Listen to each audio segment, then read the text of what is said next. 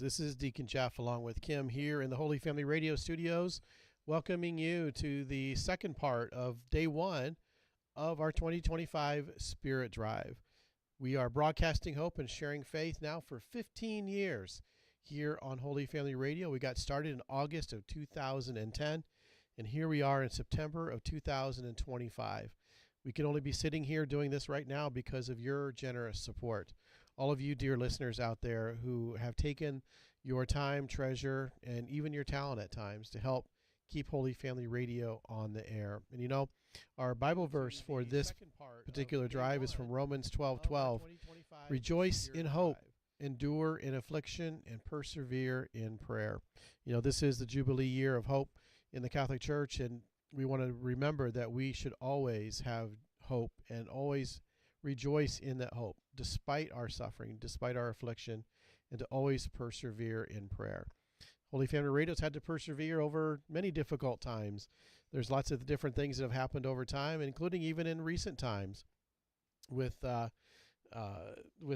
had our transmitter go out on WJTA. We're running on our backup for a long time. We also had probably a rather infamous thing that happened 2 weeks ago Friday. I won't mention that, but those folks who heard that know what I'm talking about. And Kim is looking at me like, what are you talking about? Like a deer in the headlights. Okay, let me just say this. It was 2 weeks ago from this coming Friday that right around 6 p.m. or so, our little server thing was hacked. And I was wondering if that's where you were going. Yes, instead of our broadcast feed, it was somebody else's broadcast feed. And let's just say... guessing it wasn't faithful to the Catholic Church. It was not, and it was certainly not FCC compliant in terms of the broadcast rules. So it was really terrible. And so we got that off the air as soon as we could. And in fact, folks, that we needed to replace that device. And we had to replace it not because it broke down or anything, but because this particular event, this hack that happened to many radio stations across the country. Okay, so this was just not a targeted attack or anything like that, but something more widespread. And so our device was sent back for forensics, for network forensics to figure out who did it, where they are, and to look to prosecute them to the fullest extent as possible. So, we went off the air on Friday afternoon. We came back on the air on Sunday morning, I believe it was, because we had to physically remove that device and put in a new one before we could get it done. And that was during Labor Day weekend. I remember it was Labor Day weekend that happened. So our engineer wasn't able to get there. But anyhow, those are the types of things where we have to endure in affliction, right? Because there's someone who does not want us to succeed. And he doesn't want us to succeed in achieving our saintly target. Yeah, in our baptismal call of evangelization. That's right. Yeah. So anyhow, this is the Spirit Drive, 888-287-0655. That is 888-287-0655. You can also go online, use our mobile app to make your donation right now. We had a matching fund, and I'll give you that update in a second, but first I want to give you where we stand on our goals for the Spirit Drive. So our overall goal getting started was $60,000 for this goal. Right now we stand at $25,040. So we have gone from 32% up to 41% of our total. Praise God. Yes, thank you, God. Thank you so much for those of you who have called in or sent in or even stopped in and dropped off your donations. Every little bit helps. Thank you so much. We had a target goal of 45 new donors. Thus far for the radio station itself, we have just 2 that I can just mark right now that are new donors. So we have a ways to go and quickly if we want to meet that goal. We are looking for 25 new donors or Fostoria area donors. That shows that we have a number of listeners listening on our new signal.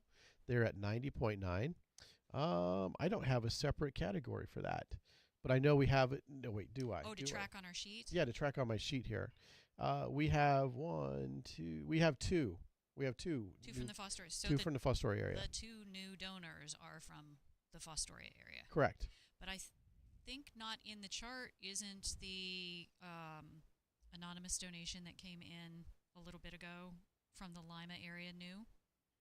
Yes, I don't see that in here though. Yeah, that's what I'm saying. So we probably have three. We probably have three. In the yeah, chart. But it's not official yet. It's not in the list. Yes. It's not in the list. Yeah. Okay. So it can't possibly be true. It's not true. Sorry, folks, we got to find our humor where we can. Yes, we can. 33 hours of live radio. If you think you're going crazy listening to the two of us, just imagine how crazy we're going. Yep.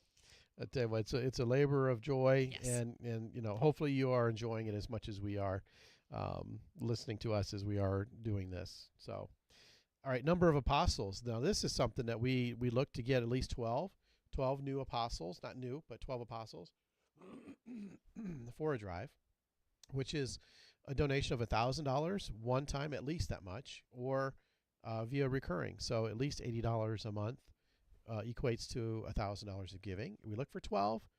We now stand at 10 already. Praise the Lord. That is fantastic. It's amazing. I tell you what, it is the generosity of our listeners, and really, it's not just.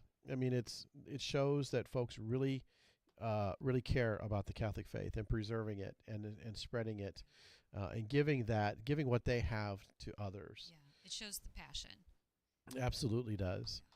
And then number of new recurring donors. We want 20 new recurring donors. That does not have to be a new donor per se, but anybody who starts up a new recurring donation, we're counting that as well. And I don't have a counter on that, but I do have at least two new recurring donors.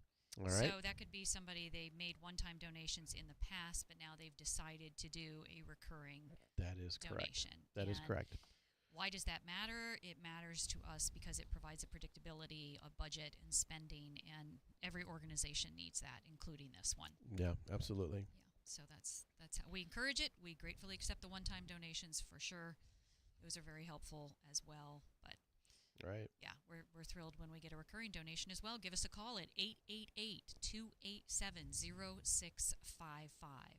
That's 888-287-0655. I did want to mention that we one thing we're doing different this year, a couple things, but one thing in particular is that we are having Eucharistic adoration during the afternoon hours. We can't have it in the morning because of the preschool.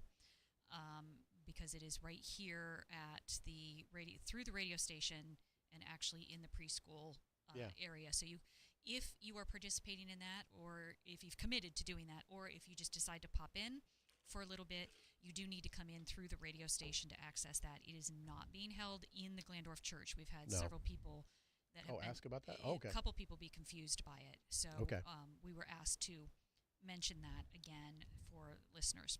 So that's something we're doing this year to increase spiritual readiness as well as support for the radio drive. Yeah. Thank you for mentioning that. Also, besides listening to us on the radio, you can also watch us on our social media channels at YouTube. You can visit our YouTube channel at Holy Family Radio 638. It's a random number that YouTube has. YouTube gave you when you signed up, huh? Because there's several Holy Family Radios out there, so sometimes just like your user email, you'll get a random number on the end of your name.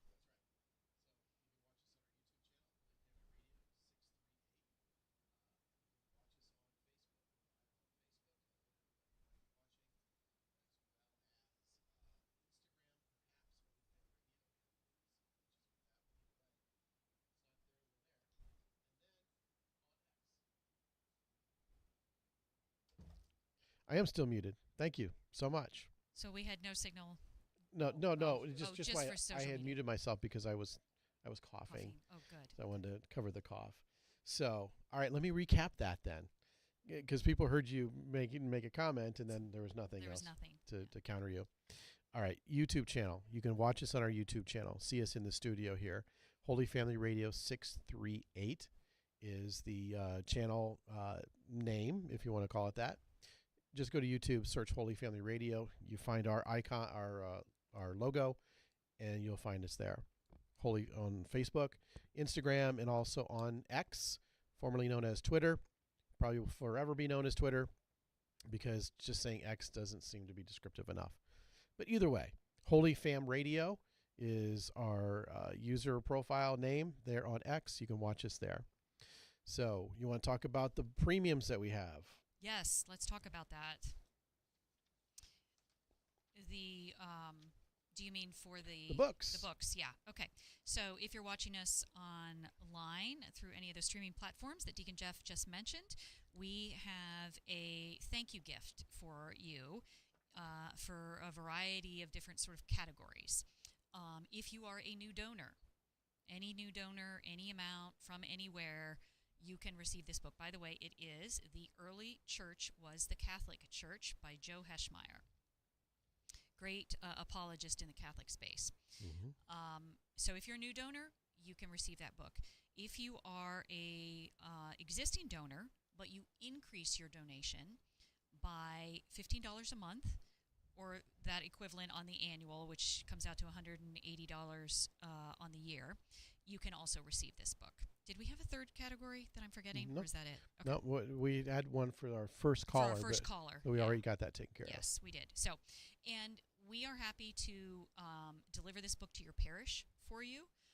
If you prefer to stop in the studio and pick it up, see the studio, it's open house this week. You can stop in at any point this week. And you have, really, people could stop in anytime, couldn't they? Because for the most part, you're here during business hours. For the most part, someone is here, yes. Yeah. So if you'd like to see the studio, we're happy to let you pick it up. Just when you call, let our phone answering people, our volunteers, yes. our volunteers, our volunteers. Yes, that was the technical term. Know that you'll pick it up versus delivery to your parish. If you live outside the listening area, we will mail it to you. So, yeah, just let us know when you claim that item. When you call in, 888-287-0655. That number is 888-287-0655.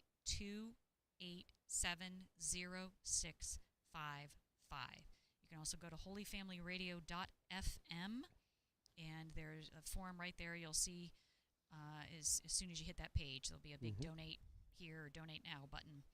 And that's right. The apps as well, the Holy Family Radio app and the iCatholic Music app, both have donate buttons on the lower right-hand side of the app. Right, yeah, I want to talk about those apps for a second. The app is a great way to carry Holy Family Radio with you anywhere. So it offers you a way to listen to Holy Family Radio no matter where you're at, with a crystal clear stream, so that you don't have to worry about reception except for maybe your Wi-Fi signal. But other than that, how I sound right now here in the studio is how it's going to sound on the stream as well. One of the great things that we have available with the app is the fact that if you have a vehicle that's equipped with Android Auto or Apple CarPlay, depending on the device you have, you can listen to us in your vehicle. Simply connect your phone to your dashboard through your USB cable, and we're right there on the desk on your dashboard. I do it all the time. I finally upgraded one of my vehicles so that I had Android Auto on it, and so it is fantastic. So I can literally drive anywhere in the country and listen to Holy Family Radio just as if I was, in the listening area.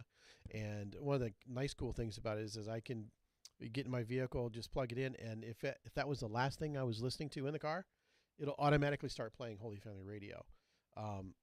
So I really enjoy that part of it.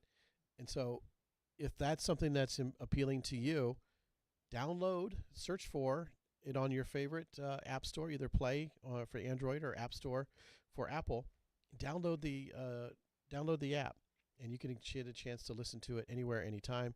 And make sure you turn notifications on, because we have the ability to do push notifications. So we can let you know maybe about a special program that's coming up. We can remind you that there's let's say a new Bishop's Corner program to listen to. Anything like that. And this also goes for iCatholic Music as well.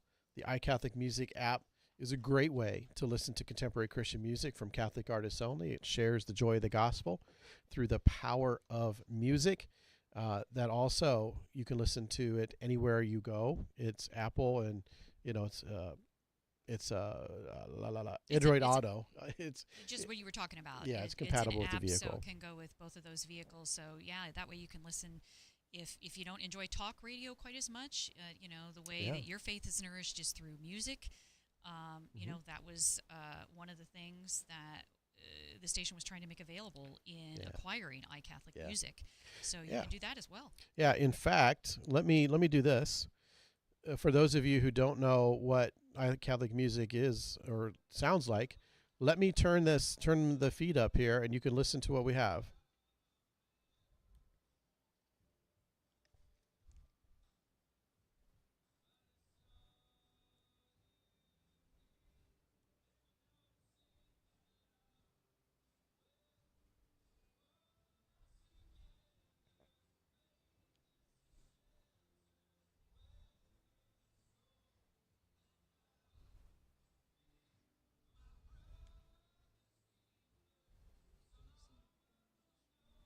Ah, okay. So I'm not sure if you could hear that on the stream or not. I think you could over the radio. I hope so. But that gives you a little flavor of some of the music that is available or is played on iCatholic Music. That's Matt Maher, very well-known Catholic artist. Um, so that was one of his older tunes that I shared right there. But iCatholic Music is a great opportunity to be able to stay connected to your Catholic faith through Catholic music. So when we last came on the air before we went to break, we were on a matching fund, right? We had We were. $3,000. That's a great matching fund. It is. It's probably one of the largest ones that we have had in here at Holy Family Radio, and right now we're at $2,500 of that 3,000. Ooh. So there's $500 left for you to take advantage of having your donation doubled. So a $250 donation right now is $500, right? A $500 donation becomes $1,000, but a $25 one becomes $50. It's doubled. So the power of doubling. So we have $500 left of that matching fund. I encourage you to take advantage of that right now by calling 888 287 0655. 888 287 0655. And if you make your donation online by using our mobile app or by going to our website or by clicking on any of the links that are on our social media posts right now, it takes you to that same donation form. I get notifications right here, and we include that in our total. So don't worry if you can't make a phone call right now. You can just do it online. I track it, and we're all good, and we're continuing to climb as we reach higher and higher towards our goal. Always. And, we talk a lot about the listener support aspects. That's the focus of the Spirit Drive is asking you to join with us in this ministry. Mm-hmm.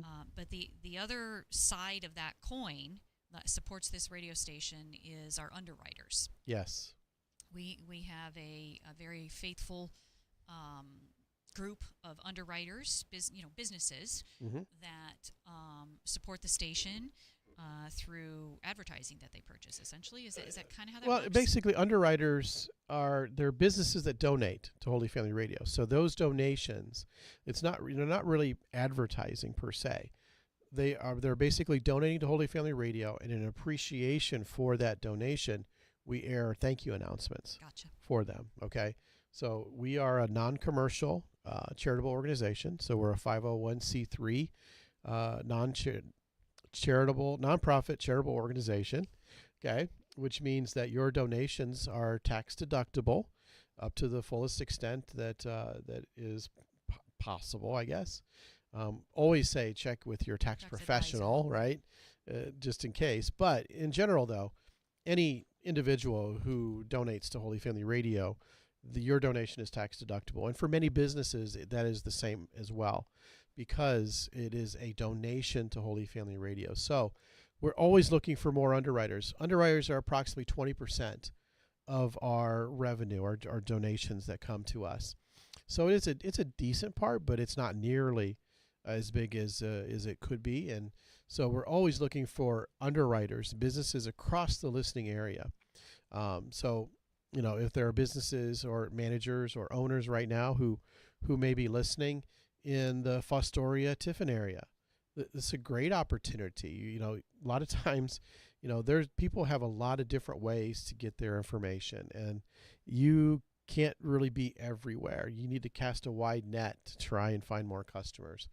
And Holy Family Radio can be a great way to reach a very loyal audience who tends to be a bit more affluent and very loyal. And so that is a really good combination. And believe me, we would not be able to have underwriters that have been with us for 10, 12, 14, 15 years, right from the very beginning, still supporting Holy Family Radio if it didn't work for them. So I make an appeal to all those business owners and or those who are in charge of marketing and sales to consider donating to Holy Family Radio. And in appreciation for that, we'll air some announcements. Now, here's an interesting thing that we are looking at doing. Right now, our feed is simulcast to all of our stations. So Holy Family Radio at WJTA 80.9 and 94.9 WOHA in Ada and 90.9 in Fostoria all broadcast the same feed, the same stream. Exact same signal. Exact same content. Yep. Right. We are looking at a project where we can stream customized feeds to each station. So what that means, does not mean the programming will be different. It just means that the underwriting announcements can be different. Okay, so that means that if you're a Fostoria business and you only want to air your spots on 90.9, we could do that. If you're a Lima area business and you only want on 94.9, we can do that. But if you wanted on all of them, well, obviously, we've done that and we'll continue to do that. But we're able to kind of make it more targeted for you if that's the case. So I want to encourage folks, if you're interested in being an underwriter, give us a call and we can have one of our underwriting specialists get in touch with you to let you know exactly how that program works. Now, one of the things about being a non-commercial broadcaster is the fact that we cannot provide commercials. So that means we can't have any sort of pricing. We can't have any sort of inducements to buy. So there's no call to actions. We can't have pricing.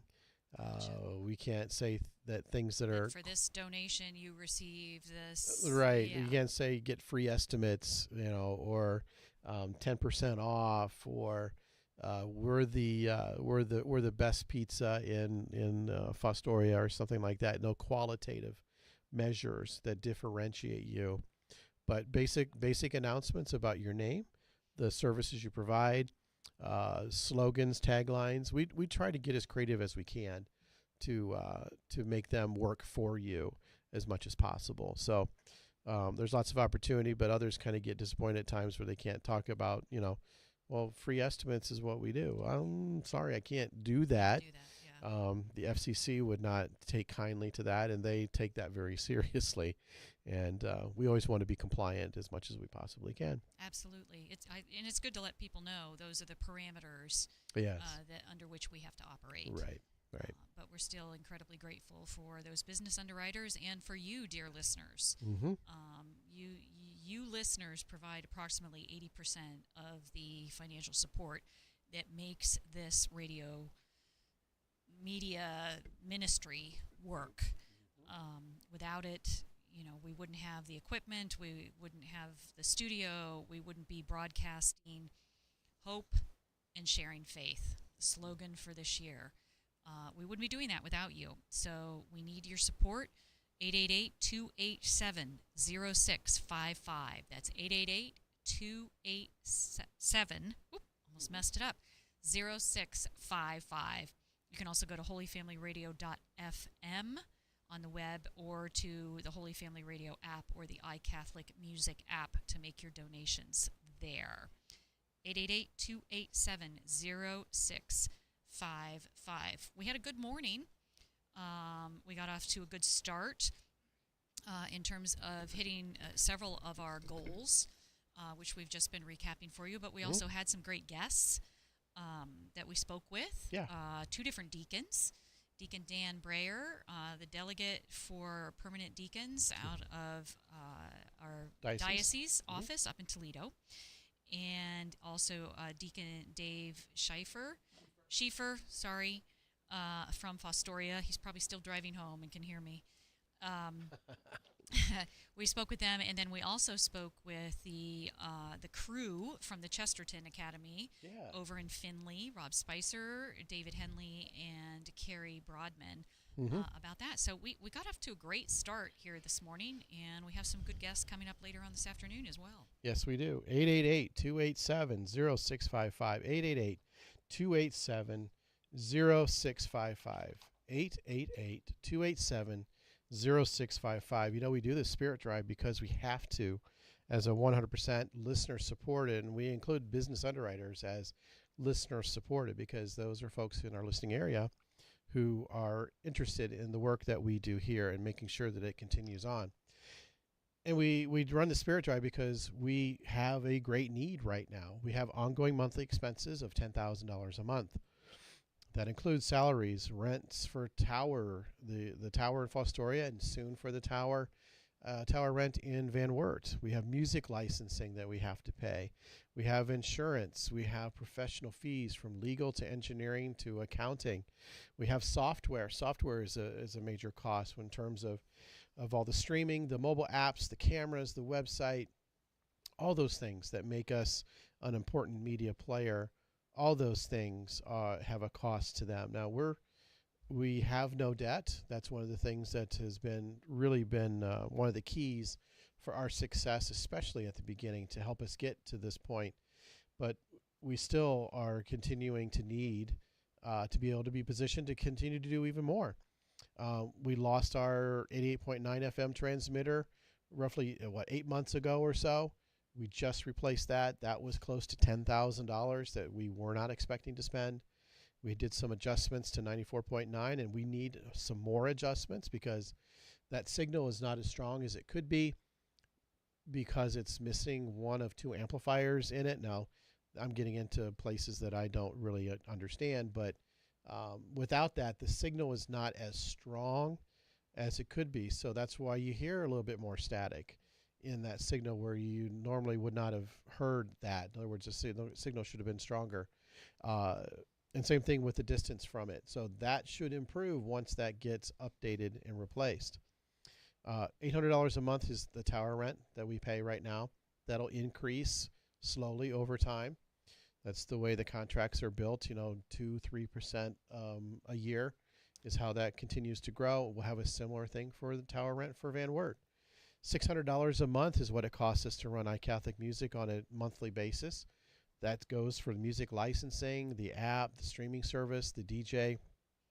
When I say DJ, I'm talking about the software that basically takes the entire library of music and kind of randomizes and plays music for that.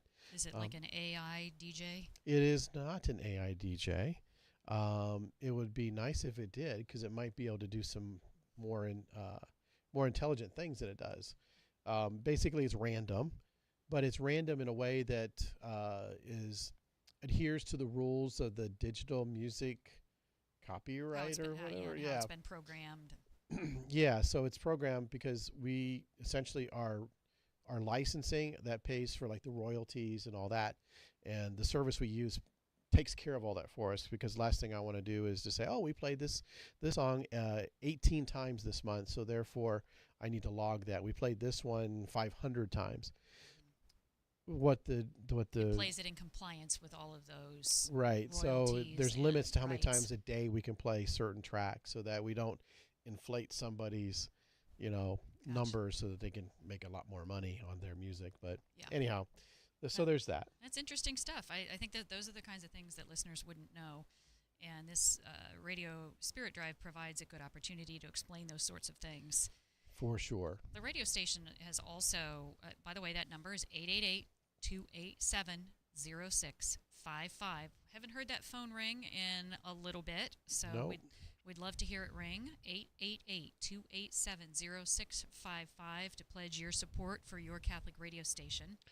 The station does a lot of other things beyond just the creating of the Catholic or providing a Catholic media signal for folks to enjoy. Why don't you tell us a little bit, Jeff, if you don't mind, Jeff, about some of the community outreach things above and beyond just being a Catholic radio station? Yeah, sure. I'd love to do that.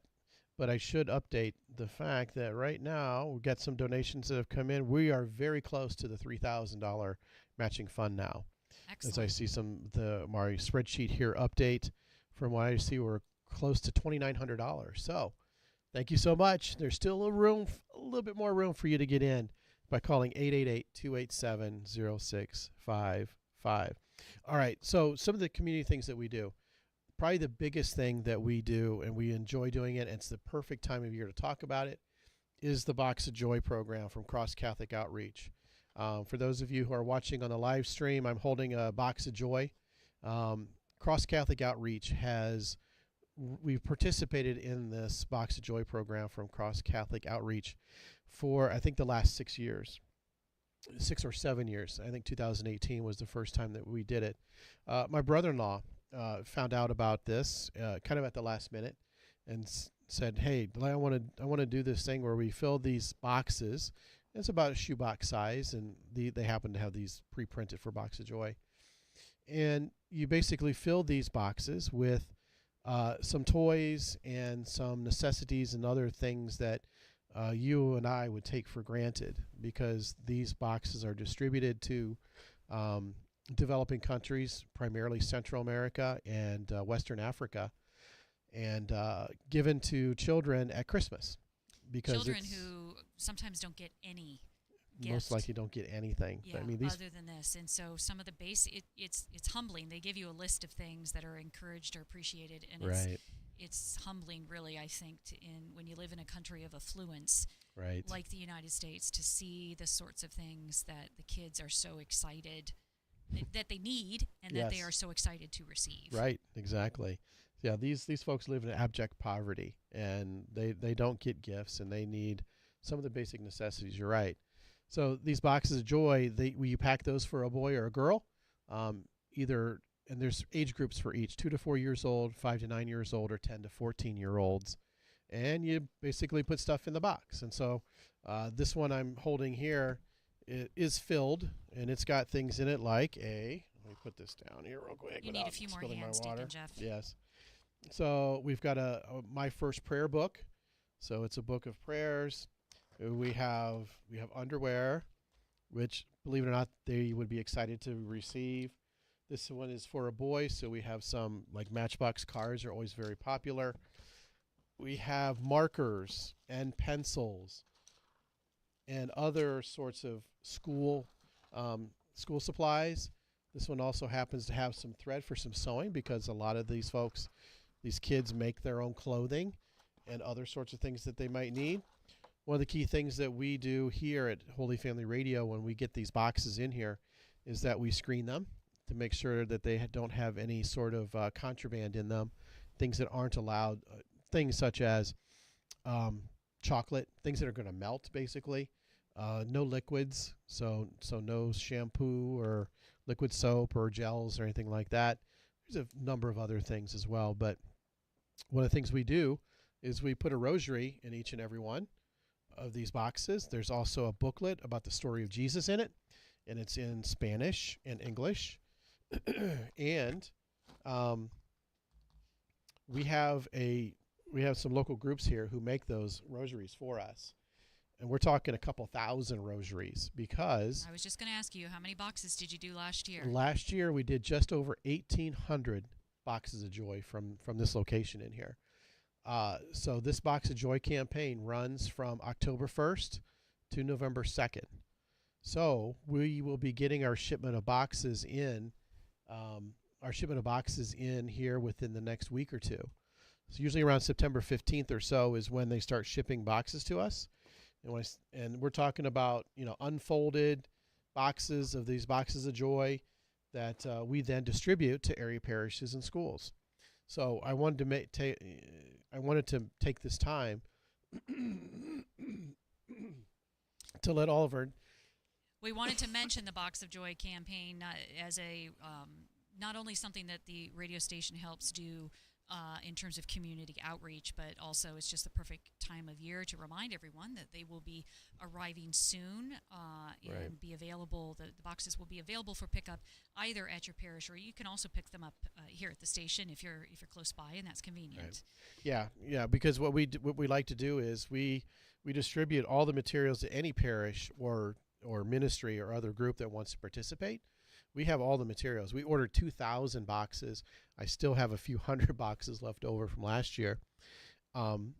We can give you everything you need to have a Box of Joy campaign at your parish or with your group. When I say group, that man is you or she or what other group you might have in your parish.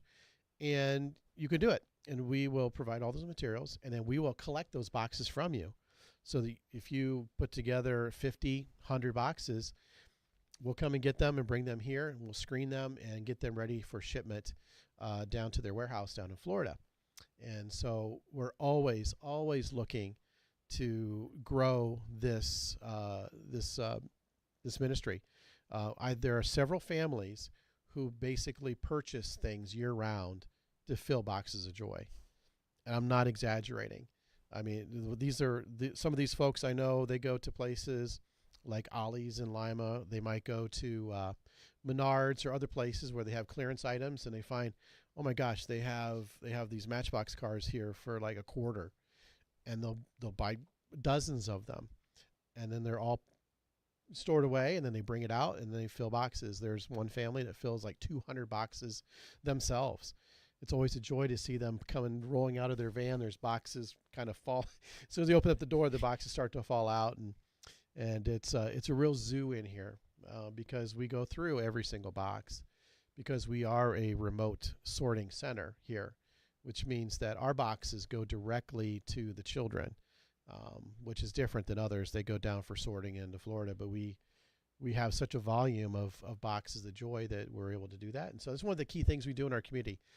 And because it's done by early November, it's done and gone before Advent even starts. Mm-hmm. So it's not going to interrupt any Christmas Advent plans you may have, both personally and for a parish. And so it's a great opportunity for families and grandparents and others to get involved and to do something in preparation for Advent.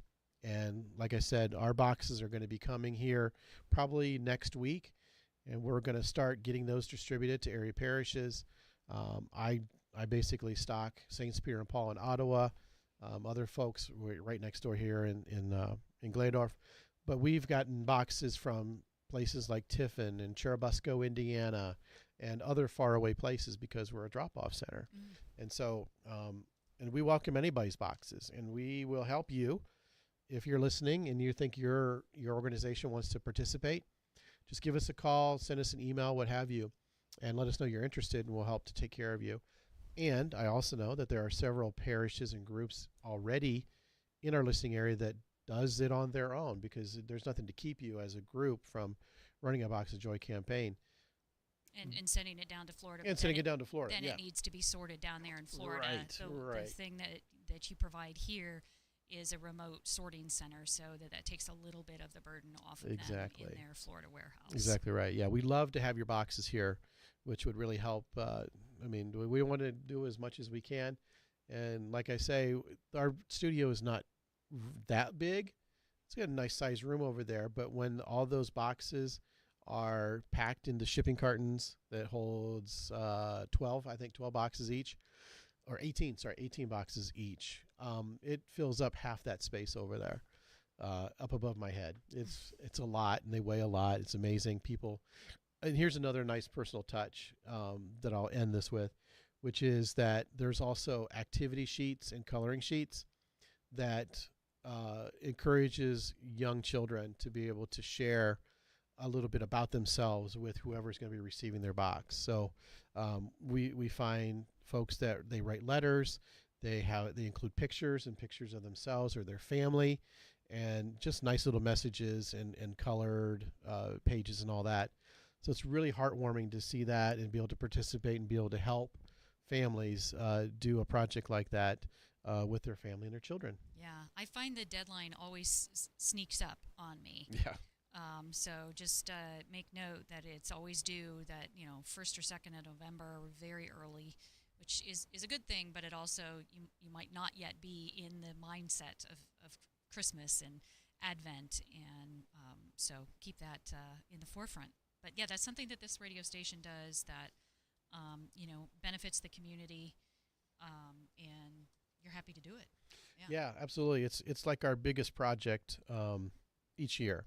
And family gets involved, and if there are any volunteers out there who would like to participate and help us sort boxes and go through them and all that, it's a big project. I mean, from 2,000 boxes, and here's the thing: people can also donate items to put in the boxes as well, because some boxes are not packed as full as others.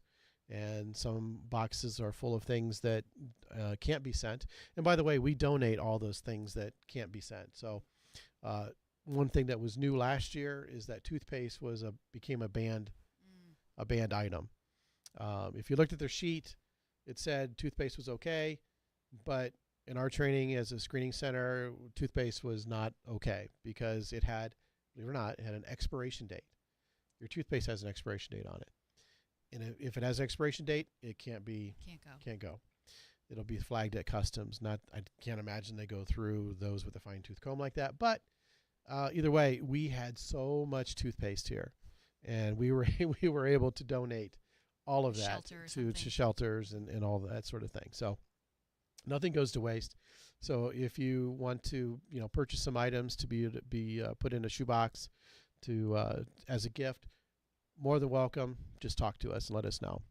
All right, you're listening to the Spirit Drive here on Holy Family Radio, 888-287-0655, 888-287-0655. That is the phone number you can call to donate and give us your best gift to sow into this ministry that we call Holy Family Radio. It's not just a radio ministry, but a media ministry, because we're live streaming on YouTube and Facebook and any other place that we can to help reach more people.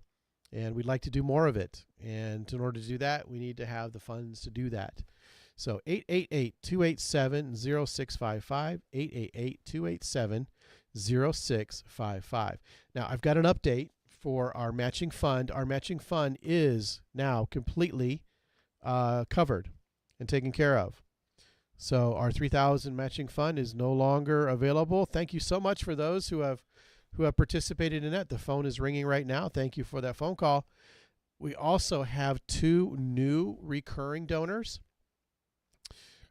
So those folks are eligible, not eligible. I hate to say eligible, but they will receive our book, the book that we're giving away for any new donor or anyone who starts a new recurring donation of at least $15 a month in celebration of our 15-year anniversary. The early church was the Catholic Church from Joe Heschmeyer. That's from Catholic Answers in their book outlet. And we have plenty of copies. So however many new donors we get, how many new recurring donors we get, does not matter. We will add them.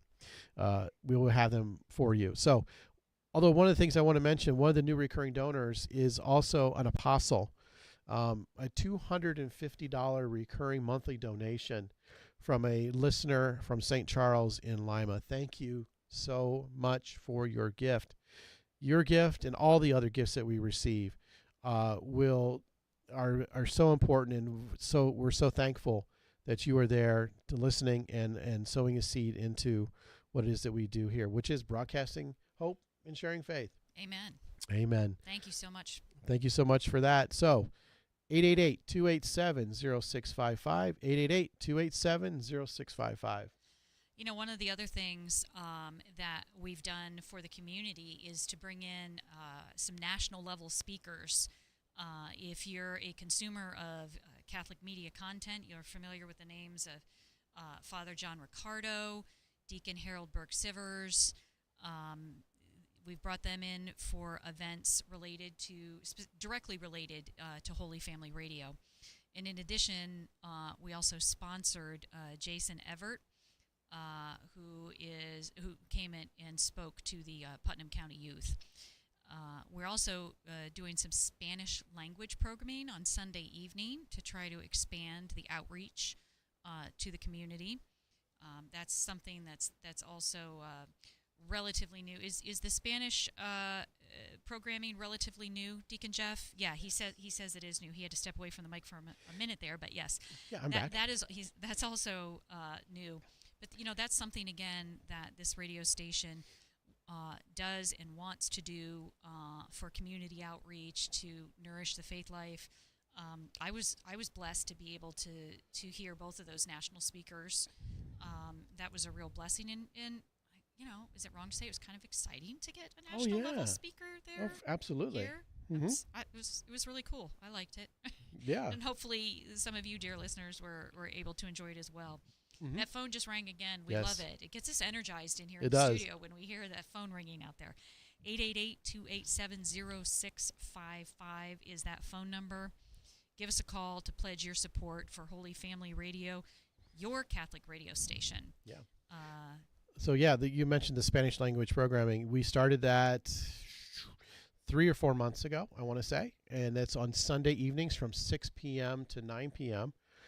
That was a block of programming that we thought that we would open that up to that. I mean, there's opportunity to do a number of things here at Holy Family Radio, which is to offer more Spanish language programming.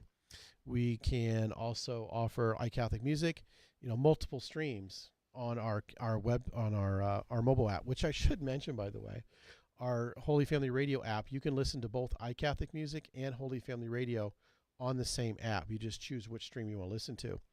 So one of the things that I'd like to do is to be able to offer the Spanish language feed as well on our app. Okay, so that just one place, that's where you get the Spanish, you get the music, and you get the regular Catholic programming. So and you tap on that and you get to pick which feed you want to listen to. Right. Yeah. Absolutely. So if you don't already have that Holy Family Radio app, check it out. I use it all the time. I really enjoy it. Just be careful which one. Hopefully you're familiar with our logo. I don't know. It's red, white, and blue, mostly red. It is a heart with the Holy Family inside of it. Holy Family in red and radio in blue. So hopefully that'll help you identify the correct one in the App Store or Android Play. Yep. But yeah, check that out because there's a lot of great content there on the app. If you're not familiar with that, there's Catholic news stories that come across that feed as well. You can listen to the Bishop's Corner. If you can't catch it live on the radio, you can catch various editions of it at your convenience. Listening through your car, if you have Apple Play, or is it called Google? Android Play as well for the cars. Android Auto. Android Auto. Yes. And Apple Play. Apple Boy, that is CarPlay. Apple what? CarPlay. It's CarPlay and Android Auto. And Android Auto. Okay. But Yep. then when you talk about the app stores, it's the App Store and Google. It's Google Play Store. So it can get a little confusing for brains like mine. But hey, but you're a lawyer. Come on. Oh, that doesn't mean anything, Oh, my okay. friend. All right. It means less and less. The point is, most of you know what you have and where to get that information. But yeah, my point is, check out that app because there's a lot of great content on that app as well, which goes to point out that, again, this station is trying to do more than simply broadcast a radio signal. It's trying to provide a broad variety of Catholic media to you in a variety of formats: news, Catholic music, radio signal. The list goes on and on. Give us a call, 888-287-0655. That is the number of the radio station here, where your Catholic radio station, where you can make a donation to support Catholic radio. Do we have a couple of donations we want to mention? Well, I just want to mention that one of the new recurring donors just offered a challenge for a matching donation of 2 people at $15 a month from St. Michael's Parish in Calida. So this person is asking for 2 people from St. Michael's Parish in Calida to also offer a $15 a month recurring donation. Okay. Okay. So is it like a matching donation or a challenge or a little bit of both? She Huh? wants them to match her donation. Okay. Okay. So it's So not matching funds per se, but she's challenging others to step up and also do what she did here during the Spirit Drive. all right, Kaleida parishioners. Kalida parishioners. The I don't want to say the glove has been thrown or the but yeah, the challenge has The been challenge has extended been to you. yes, exactly. The invitation has been extended to you in particular, and to all of you, dear listeners, to give us a call, pledge your best support for Holy Family Radio. Now's a great time to do it because are we checking the time? We are moving Yeah, up towards we're- the top of the hour here. I saw our guests walk in. Yeah, so we Um, should go to break here very soon. Yeah, so now would be a great Great time for time. you to call because you won't want to miss Wendy M. of Divine Grace Fertility Center. She will be joining us in studio shortly to talk about all the great things and the services that she helps to provide for women and the difference that families, Yeah. that it has made in lives. Give us a call right now, 888-287-0655. Yep. Wendy has lots of great information, so I highly encourage you to check her out. When you get a chance, we'll share, the videos and everything else that we have with all of our guests in the interviews with everybody. But if you will want to listen in if you're listening now to what she has to offer everybody here. So I've heard the phone ring a couple of different times. That is so exciting. And we thank you for calling in and donating here at Holy Family Radio.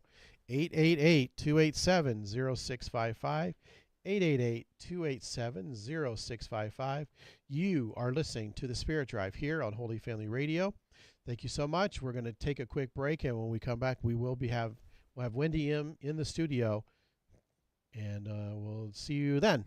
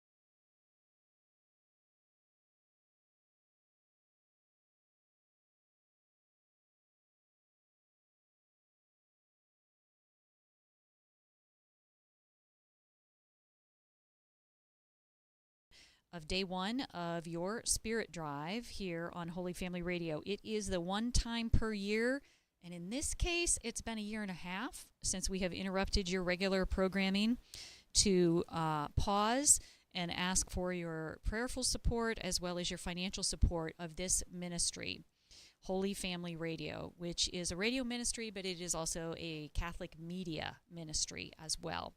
So won't you give us a call and pledge your best support? That number is 888-287-0655, 888-287-0655.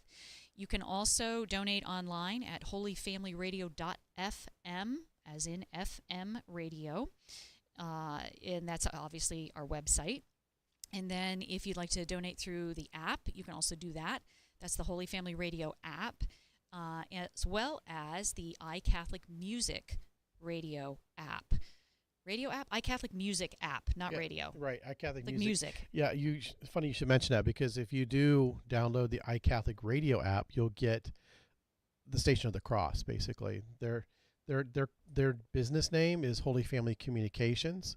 We're Holy Family Communications also, but we're in Ohio. They're in New York.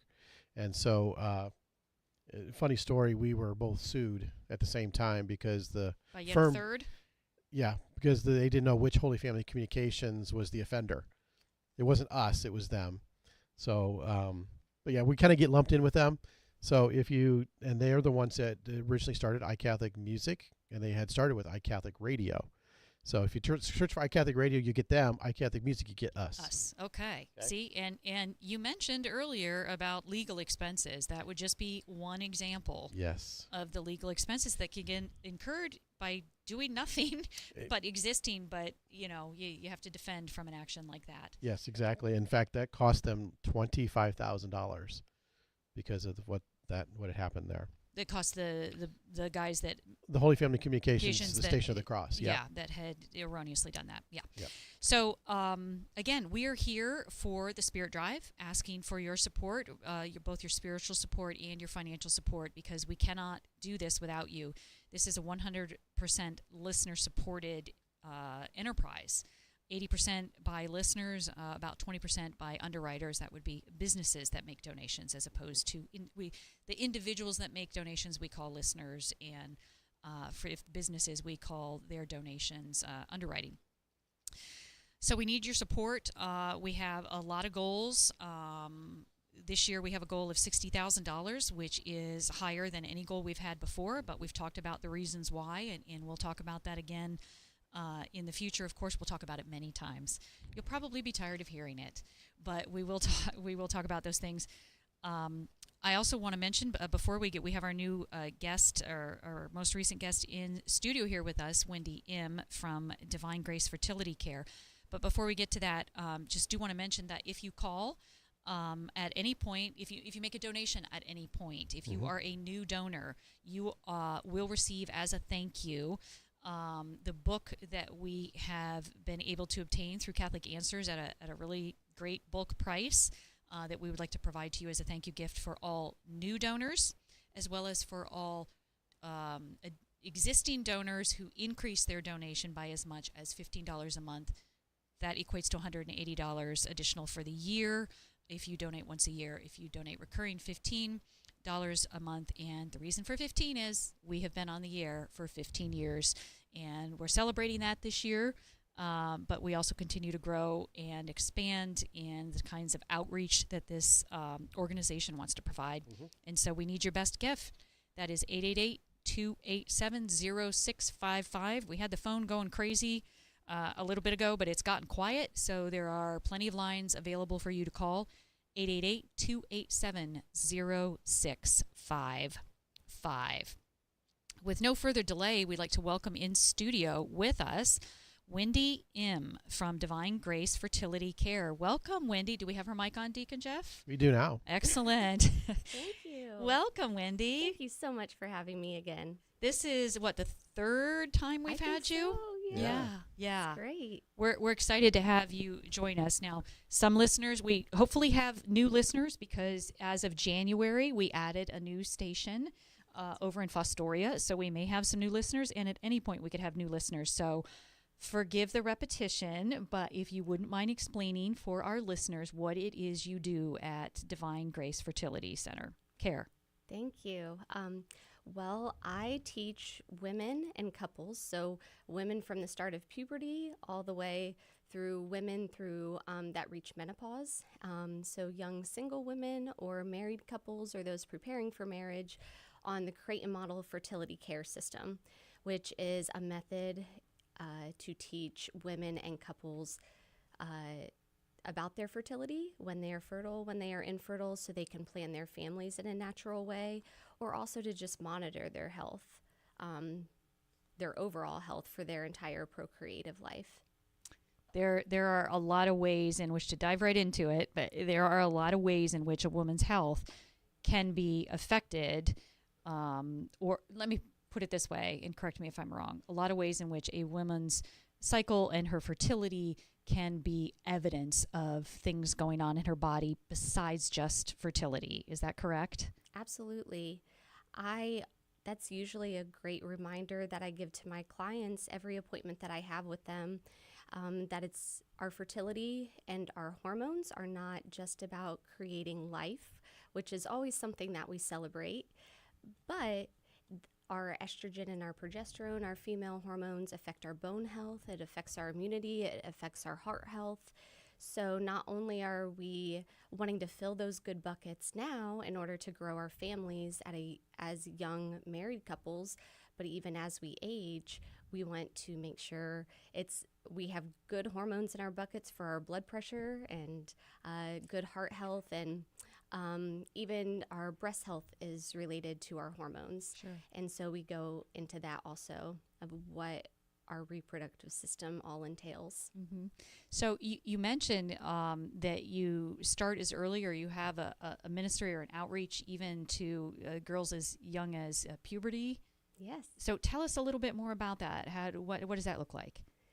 So the St. Louis Diocese in Missouri, actually, they had two of the nurses that created the Creighton Model System and the medical science of naprotechnology.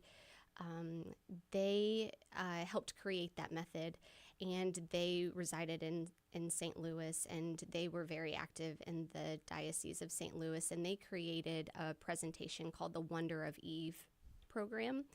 And they kind of gave it to all of us that we could present also to our local communities in just discussing what a woman's body, the changes that a girl goes through to become a woman, and the gifts that God gives us, that we as women only have these gifts, that men would never have those gifts to give. The complementary gifts. Exactly. And so I get into that, as well as a little bit of theology of the body, just understanding the purpose of our bodies and why God made us women and how beautiful we are to be women.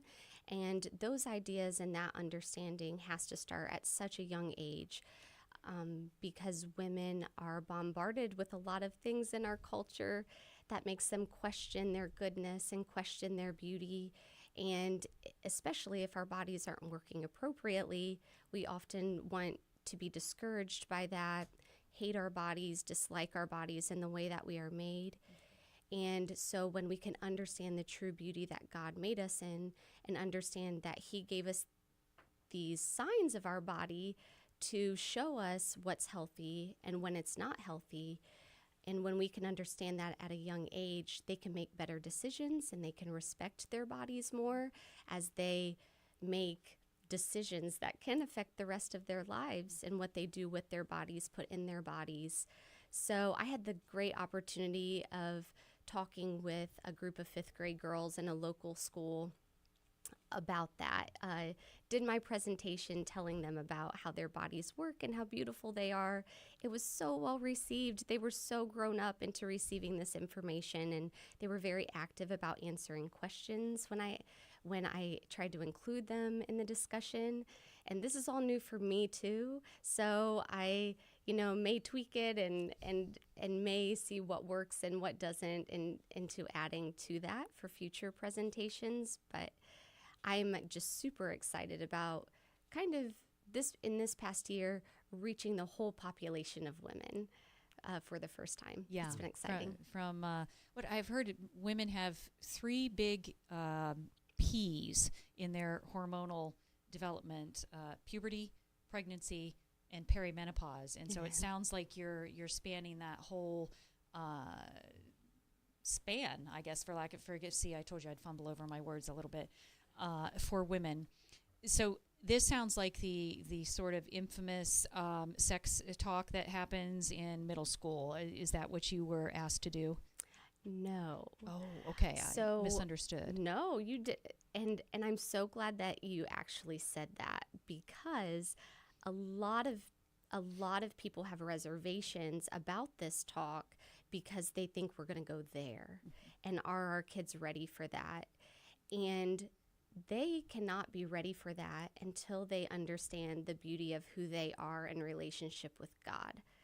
And so when they can first understand that beauty of how they were created and who they were created to be, then they're ready to receive all of that additional information at a time when their foundation is strong first and who they are. So I often have a lot of hesitant adults that know that this information can be good, but don't know where I'm going with the information, and are a little bit nervous about having me with with young minds that are still growing and are soaking things up like a sponge. And very impressionable. Exactly. Yeah. So I don't go into that.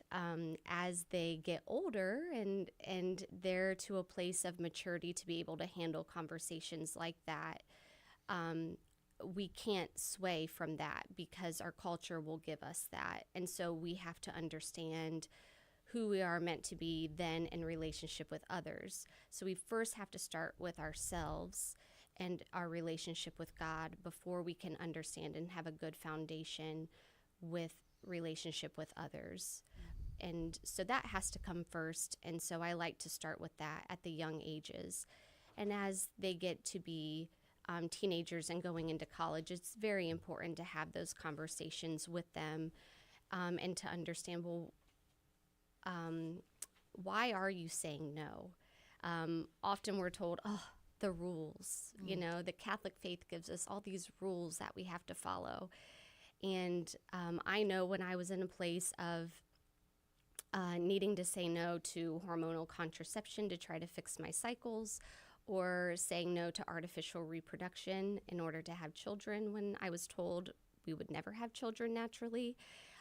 It was frustrating to be told no to something. And so as teenagers, you might be frustrated about saying no. Well, why am I saying no? And to really understand the beauty of who we were called to be, and that our cycles were given to us to have children. That is the sole reason we have cycles, is to procreate. And the design that God made us with our hormone fluctuations, we're actually more, attractive during a certain time in our cycle. We're more desired by our husbands at a certain place in our cycle. And so when the woman can understand her cycle, and then men can also understand that information, you understand God created us for a purpose, but that has to be within the framework of responsibility. Mm-hmm. And so that knowledge is good, but it teaches us to be more responsible with our actions. Yeah. God created us for a purpose and created our sexuality for a purpose. Exactly. Yeah, and understanding that better helps those couples navigate those time periods, doesn't it? Yes. Yeah.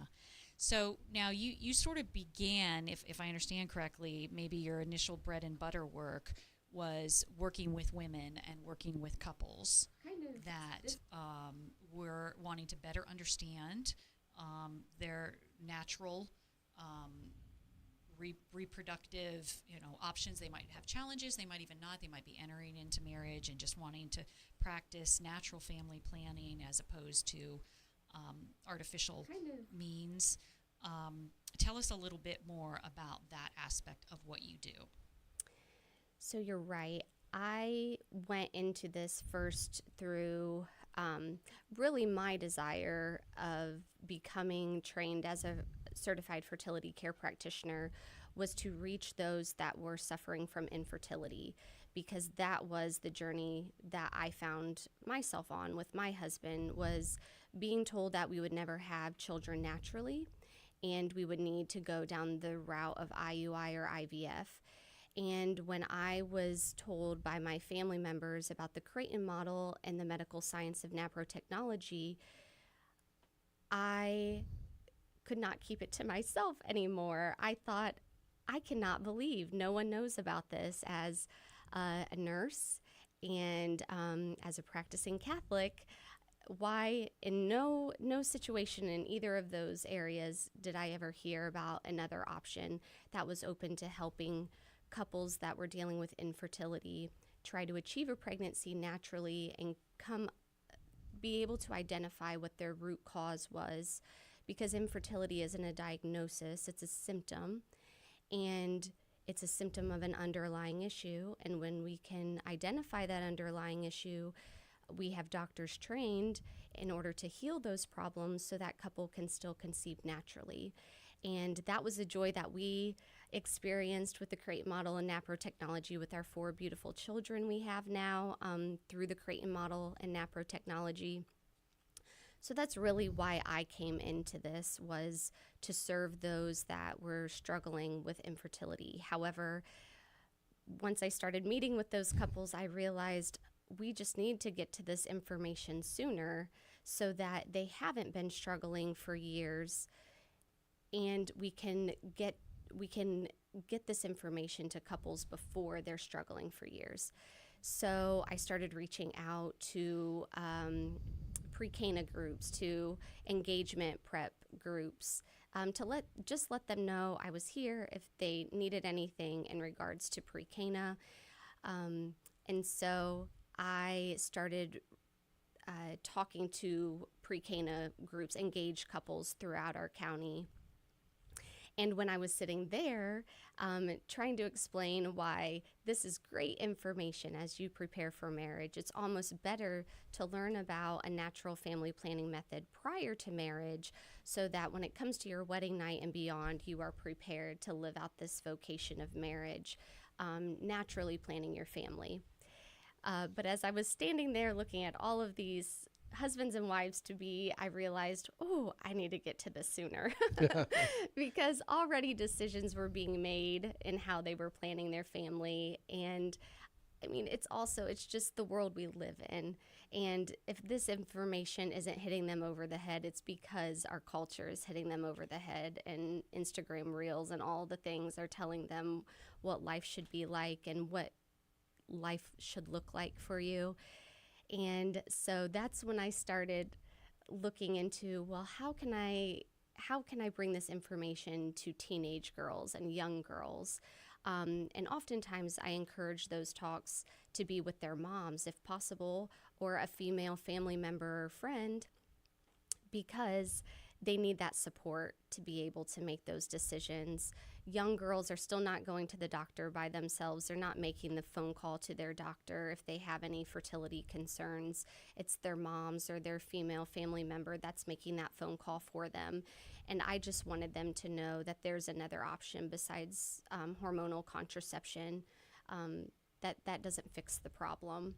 So I just keep finding myself making it earlier. Younger and younger. Yeah, which is wonderful because that's what it's supposed to be. This isn't, like you mentioned, it's just not about the sex talk. It's about understanding the beauty as a woman, and that the way our body was created.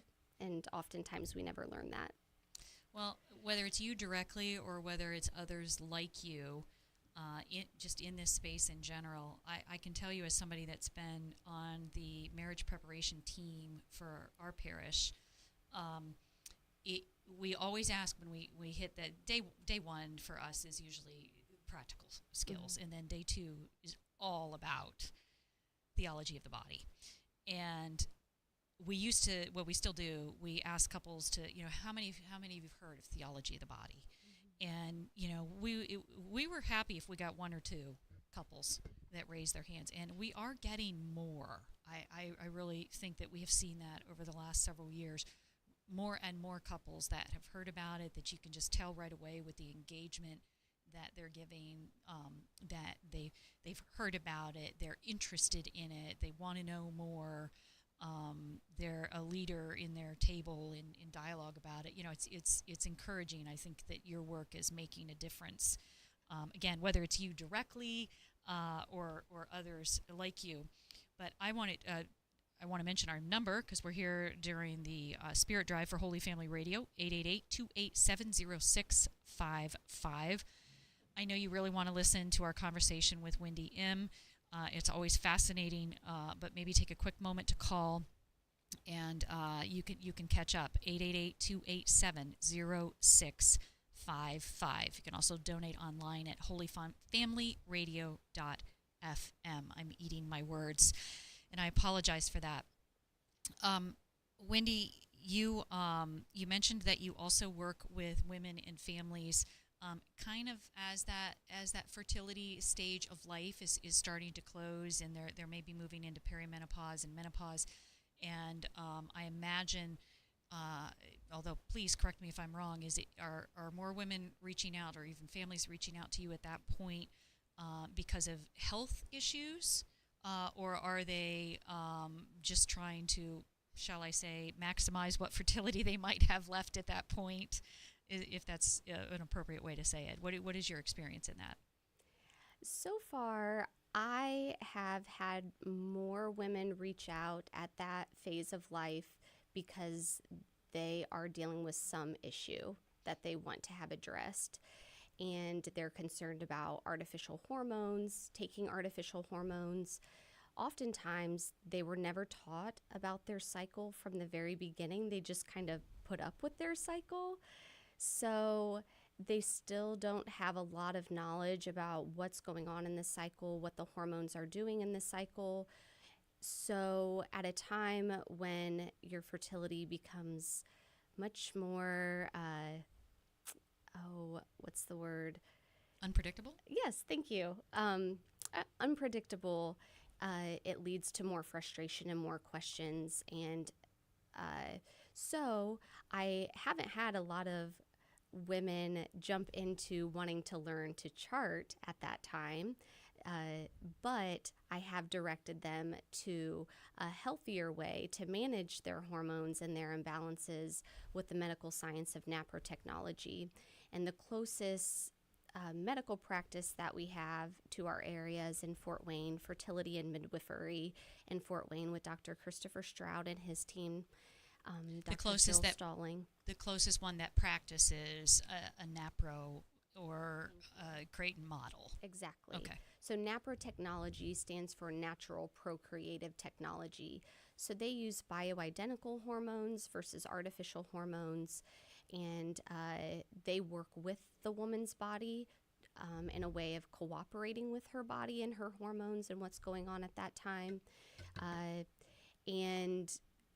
We also have virtual options also. So if life is busy and you don't have time to drive all the way to Fort Wayne, we have options through My Catholic Doctor and different providers that can meet virtually in helping women with that if there needs to be lab draws or imaging and things like that to be addressed. But also at that time, it's a lot of lifestyle things that may need to help with increased sleep and increased exercise and weight training and all the good stuff that affects our hormones also. We're whole beings. Our cycle is not just about the charting aspect, but it's about becoming more aware of where our deficiencies are, that when we can work on lifestyle changes, those things can help our cycles and our transitions. Now, certainly I'm not there yet. Talk to me in whatever number of years. In whatever years, and I may have a whole different story to tell you, and I be more passionate in that area, but I do know how to support and direct women to another option should they have concerns about what they're being offered with treatment from the provider they're seeing. Mm-hmm.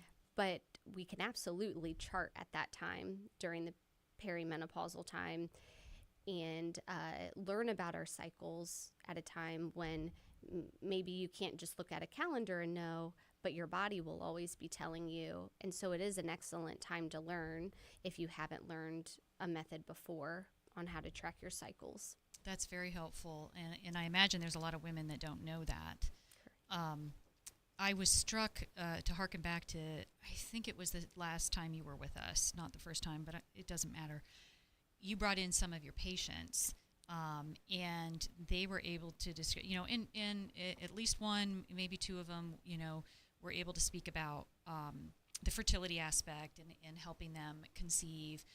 But one in particular that sticks out in my mind was really utilizing your services to better understand her cycle, to help her address some of her headache issues, which is very common. Hormone fluctuations very much impact or can create a lot of headaches for women, ranging from regular run-of-the-mill headaches to migraines, which are sort of headaches on steroids. So you help women, even from that standpoint as well, in addition to helping them from a fertility standpoint. Absolutely. We focus on any symptoms that they notice day to day and even that get into the way of their daily living. If something's getting in the way of your daily living, then there's something that we have to identify that's causing the problem. So we go over a lot of symptom assessment of what they are experiencing. I often have them, they can certainly keep notes on their chart with their fertility chart that they are charting on, but a lot of times I like them to make a key with highlighters and say, okay, if you're experiencing headaches, you're using the yellow highlighter and you're just highlighting the date on that day. So it's just easier to read. Everything is there. If you're experiencing irritability, if you're experiencing fatigue, if you're experiencing depression, you can't get out of bed, and it's all of a sudden you realize, oh my goodness, That's every always cycle at this time I'm experiencing that. When we have it in a lot of different places, we're not putting it all together, and our body is connected. All of those pieces are connected. It just has to be in the right place and using the right language. Our body is telling us things. We just have to be able to use the right language to understand our body. So we pay attention to all of those things, and we're able to, when oftentimes the symptoms that they're experiencing is also showing up in the observations that they're having for their fertility and their cycle. So when we can hear their symptoms and identify the days they're experiencing the symptoms, we also see those changes as part of their cycle observations. They're charting with the Creighton model, and all of those things help us to feel more confident that we're getting to the root cause of the problem they're experiencing. That's very helpful and interesting. Thank you. Yeah. You're listening to Wendy M. of Divine Grace Fertility Care here on Holy Family Radio's Spirit Drive. It's the one time per year, or in this case, year and a half, that we interrupt your regular programming to ask for your prayerful support as well as your financial support. Give us a call at 888-287-0655 or go to holyfamilyradio.fm to make your donation. We've got folks available, volunteers available to take your pledge.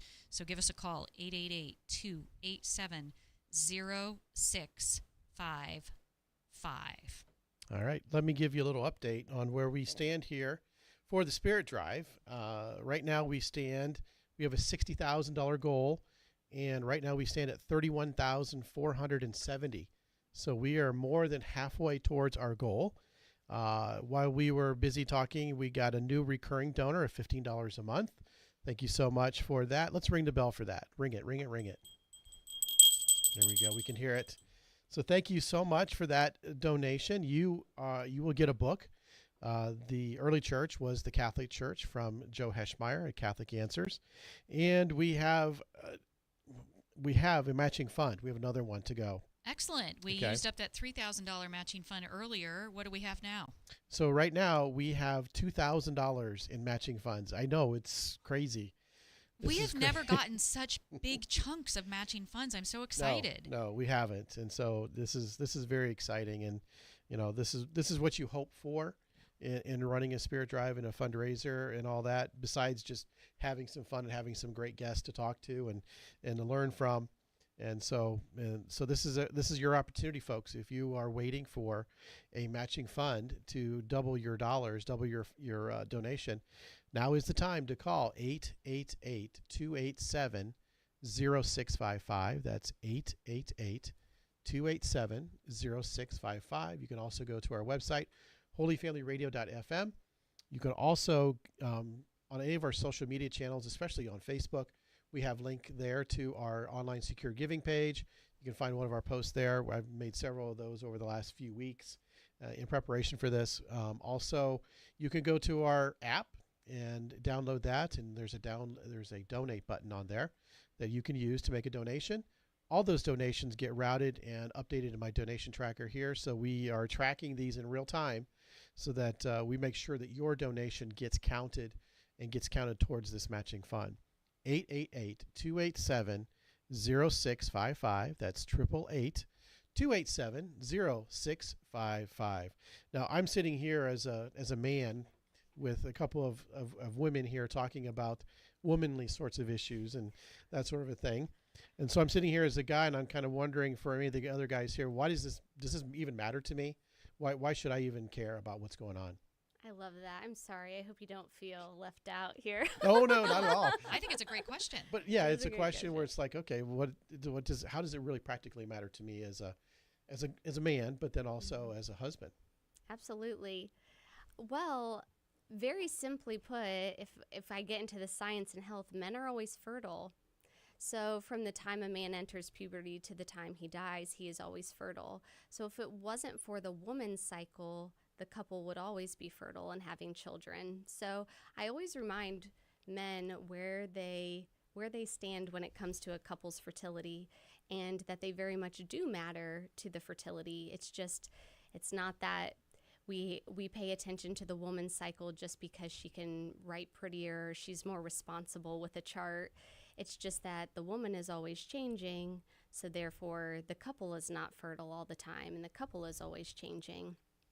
But it is pretty amazing. I get to witness all the time the increased respect that men have for their wives or wives-to-be when they learn about their fertility as a couple. I always encourage men to also come to these appointments because it is the couple's fertility, not just the woman's fertility. And I often encourage the men to share in the charting of the fertility. So maybe the woman is doing the observations because it's her fertility that is always changing, but the couple themselves have to make the decisions at the end of the day how they choose to use those days in order to plan their family responsibly. And when the husband is in the know and understands his wife or his wife-to-be body, they can make those decisions better without the wife being the door to open or close what happens in the marriage. And so I get to see husbands get really excited about putting stickers on their Creighton model chart. Like, yes, give me a job, give me a task. I feel like I can do this. So the woman can observe and the husband can do the charting, and then they can discuss as a couple how to use those days in order to plan their family. And when you're dealing with your wife dealing with health issues, our reproductive system is no different than our cardiac health and our respiratory health. So when a man sees his wife suffering, you want to know that that man knows that there are options out there in order to help his wife better her health and not make things so much worse by ignoring it or starting on medication that's not actually going to fix the problem, but just kind of put a Band-Aid over it. And so it's really neat to be sitting on the other side of couples as they come to that awareness for the first time. And it really is cool when it's the man and how you can see his respect for his wife change over time and just think, how cool. Like, who knew we were created this way? And why didn't anybody ever tell us this before? Yeah. The couple that tends to do the talks at my parish on natural family planning. In particular, they always talk about the fact that he is responsible. They have chosen between the two of them. He's kind of the spreadsheets and numbers guy and everything. So he not only does the charting, he pops they use a thermometer for their. I know there's several different methods for those of you listening. It's not just thermometer, but they use that as one of their methods of tracking her fertility. And he gets the thermometer every morning. He pops it in because he gets up before she does. He just pops it into her mouth and waits for the reading and takes the reading and charts it. And so, I mean, she's really not opening and closing those doors. He literally knows her fertility and her windows of, possible conception better than she does. She sometimes has to ask him, like, where are we at, and I think there's a beauty in that, that you've kind of spoken to, but he also plays off that and says, because he is so familiar with it, he has started to notice what you mentioned at the beginning of our conversation, Wendy. He has started to actually notice when he feels a little bit more attracted to her and a little bit more flirtatious with her, and when she's doing that, and he can see exactly where that's happening in the cycle. Exactly. And he's like, that's not just folklore. Like, those pheromones are doing their job, in those moments. So it's a beautiful thing to witness when a couple really understands their fertility. Well, in particular, the woman's fertility, since the man's is relatively straightforward. Absolutely. Yeah. Yeah, you can't respect what you don't understand. So it first has to start with that. And you can't protect what you don't respect either. Mm-hmm. So it all has to start with the understanding, and when they can understand it, then their hearts and minds are open to all the rest of the gifts that will follow. Now, you mentioned earlier, Wendy, that the closest location for couples interested in NAPRO assistance is all the way in Fort Wayne. Yes. So you find yourself having to refer people that far. Yes. We have a lot of faithful Catholics geographically in this area, as well as, of course, listening to this station. Do you find expressions of frustration over that, or do you find a different reaction? I do. I mean, I'm dealing with a certain population of women and couples, so I'm working with women and couples that want another option besides birth control and artificial reproduction. And oftentimes that's the first line of treatment through most medical practices. So I have a lot of clients that have chose to leave their providers that only offer those options and also don't share that there is another option, because that's really what informed consent is giving your patients all of their options and allowing them to decide what is best for them. And a couple cannot give informed consent if they don't know what all of the options are. So a lot of my clients do get very frustrated with where they were and how long it took for them to find another option. And so they are quick to leave and go. But so many of us want something closer. Mm. Do you think there would be a market based on your, clientele and your medical background too? You mentioned you're a nurse.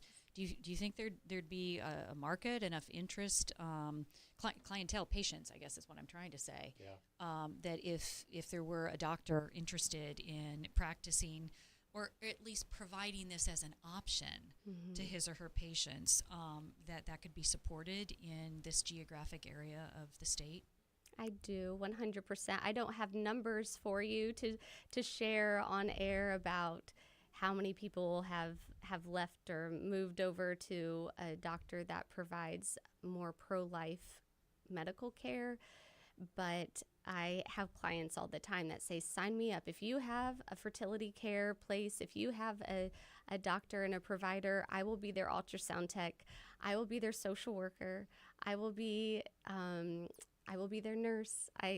We have so many of my clients that have these jobs that are frustrated with the medical field right now, and where something that is called treatment is not really treatment. It's not fixing the problem for anyone. And women are just frustrated and tired of that. Men are tired of seeing their wives and their girlfriends going through these situations and being frustrated with their bodies. And so I just want doctors and medical providers, nurse practitioners, physician's assistants to just know that I've been praying every day for you to make that decision, to choose God's truth and offer another option to our community. There's so many people in our area that want that. Is it, if you know, just because you have some experience in the medical field, is it kind of a situation where doctors are likely feeling like it has to, you're either in or you're out? Like, I can't really offer this to my patients because it all these other pressures, or, I don't even know how it would be. I mean, to my simple mind, it seems to me, why couldn't a doctor say, I'm going to offer these services, these NAPRO services, these whatever, as part for women that are interested, as part of my practice? Or do they tend to, based on your understanding, do they tend to find themselves in a position where they just can't do that? If they're part of the traditional model, they got to stick with the traditional model, if you know. I think there is a lot of fear involved of what that looks like. It is not mainstream. You have to get very creative with your business model when it comes to this type of work, because it is not all about receiving money for certain, for prescribing certain medications. And you often have to sit with patients longer to hear their health history, to work through some of their treatment plan. And oftentimes providers don't have that time to sit with their patients. So the model itself and their time in the office changes drastically with this type of approach. But I will tell you specifically with NAPRO technology that a provider, if they want to offer that medical practice, they have to sign a paper saying they will also live out that way. So they will not prescribe hormonal contraception. They will not have a vasectomy. They will not have their fallopian tubes tied. They will live out how they choose to practice. They will truly be pro-life in the way that they practice and the way that they live out their lives. And that can cause a lot of fear for a lot of people. And you have to work through a lot of your beliefs that maybe you grew up believing. And that's a lot to ask. But there are other options out there. The FACTS group, FACTS, offers a lot of education to medical providers and continuing education, so they can learn more about root cause and restorative reproduction, and offering this other option that you can get your feet wet and you can see what it's all about, and different methods in which you don't have to necessarily jump ship. Although I hope that everybody realizes that when they are open to this option, that they truly go all in. I don't think any doctor that's ever just trusted and jumped, kind of like Peter from the boat, God rewards you. God blesses you with those leaps of faith. So I don't want to, I don't know what every provider goes through in their practice, and I can't even begin to act like I do. But I do know that there is a lot of trust that has to be there, and you have to educate yourself. And there are many, many doctors that have made that decision, that have active, successful practices currently. So it is possible, but you have to search out those people. You have to take the time to search for the truth. It's there. You just have to trust. Jump the ship. There's a lot of growth right now in I think more and more in patients taking responsibility for their medical care and not just accepting the conventional model, whatever that is, in any context, not at all limiting that to reproductive or hormonal care. But I think that you see out there a lot of innovative models and more patients seeking more natural ways to do things as well across the board in all kinds of fields. So hopefully, prayers from my mouth to God's ears, hopefully we can see that help support this sort of thing, because it comes from the place of our faith for us, but you can also be interested in this form of natural family planning and caring for your body, and embracing fertility issues, positive or negative, finding ways just to enhance your fertility, even if you aren't having struggles, or if you are having struggles. People can be approaching that from just a purely natural sort of quote-unquote health standpoint as well. Isn't that true? Absolutely. That's what I kind of appreciate out of having a background of being a Catholic woman, but also being a nurse, is that I truly appreciate this from the medical aspect too, is we are all trained to find the cause and then treat the person and fix the problem so they don't have to deal with that ever again. And I see many nurses and physicians in the medical field getting frustrated at the way that it's gone lately, of a pill for everything. And so you can really respect that also. Yes, faith is very much about what I do, but from my nursing background also, I fully respect this way. And so many of my clients that are also in the medical field say the same thing. Are you seeing an increased demand since you started doing this? Yes, I do. Yes, if there is anybody out there that wants to become a fertility care practitioner, I love meeting everyone, and I am so blessed. But I am but one person, and so there are options. There are education programs all throughout the United States now. I went to Omaha, where the St. Paul VI Institute is. And where everything was created in Omaha, and I went out there and did the training, and I loved it. Oftentimes with medicine, you learn about all of these people, all of these researchers and creators in medicine, and doctors that have put things together, but you never get to meet them in person. And I actually got to meet Dr. Thomas Hilgers, and Diane Daly was one of his nurses that also helped him to create this method. So it was a beautiful, in the training that we do, we also have Mass every morning. There's usually a priest there that will offer confessions. So it's just as much a retreat as it is a training. But now they offer these trainings throughout the United States. We often have one in Indiana, so very close to us, driving distance. For fertility care practitioners that, like myself, you have to have an education or a medical background of at least 2-year degree, college degree, and then you do a training that usually takes about 13 months with you have to get clients, you have a supervisor that looks over your client list and how you're teaching them. They come out and they observe you doing an introductory session for a new client and a follow-up appointment, so they know that what you're doing is legit. The Creighton model is tied to medicine, so it's not just about teaching them about their fertility, but identifying the red flags in a woman's cycle that could be causing them issues with their fertility.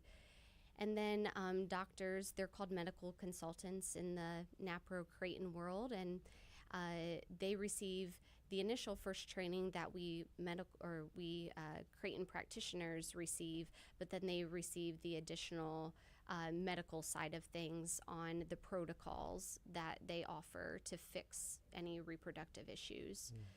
So that often has to go to Omaha for that second part of their training, but they also can start anywhere in the United States where there's an education program. So it sounds like there's plenty of space for people to get involved in practicing, maybe doing what it is you do. Yes, absolutely. What sort of things are coming up in your short-term or medium-term future in terms of events or things that you're developing? What's in the future for you? Well, I have a few events coming up. This fall, I am meeting the Catholic Fellowship Group at the University of Findlay to do a talk with them. This will be my first talk with a college group, so I'm really excited about that.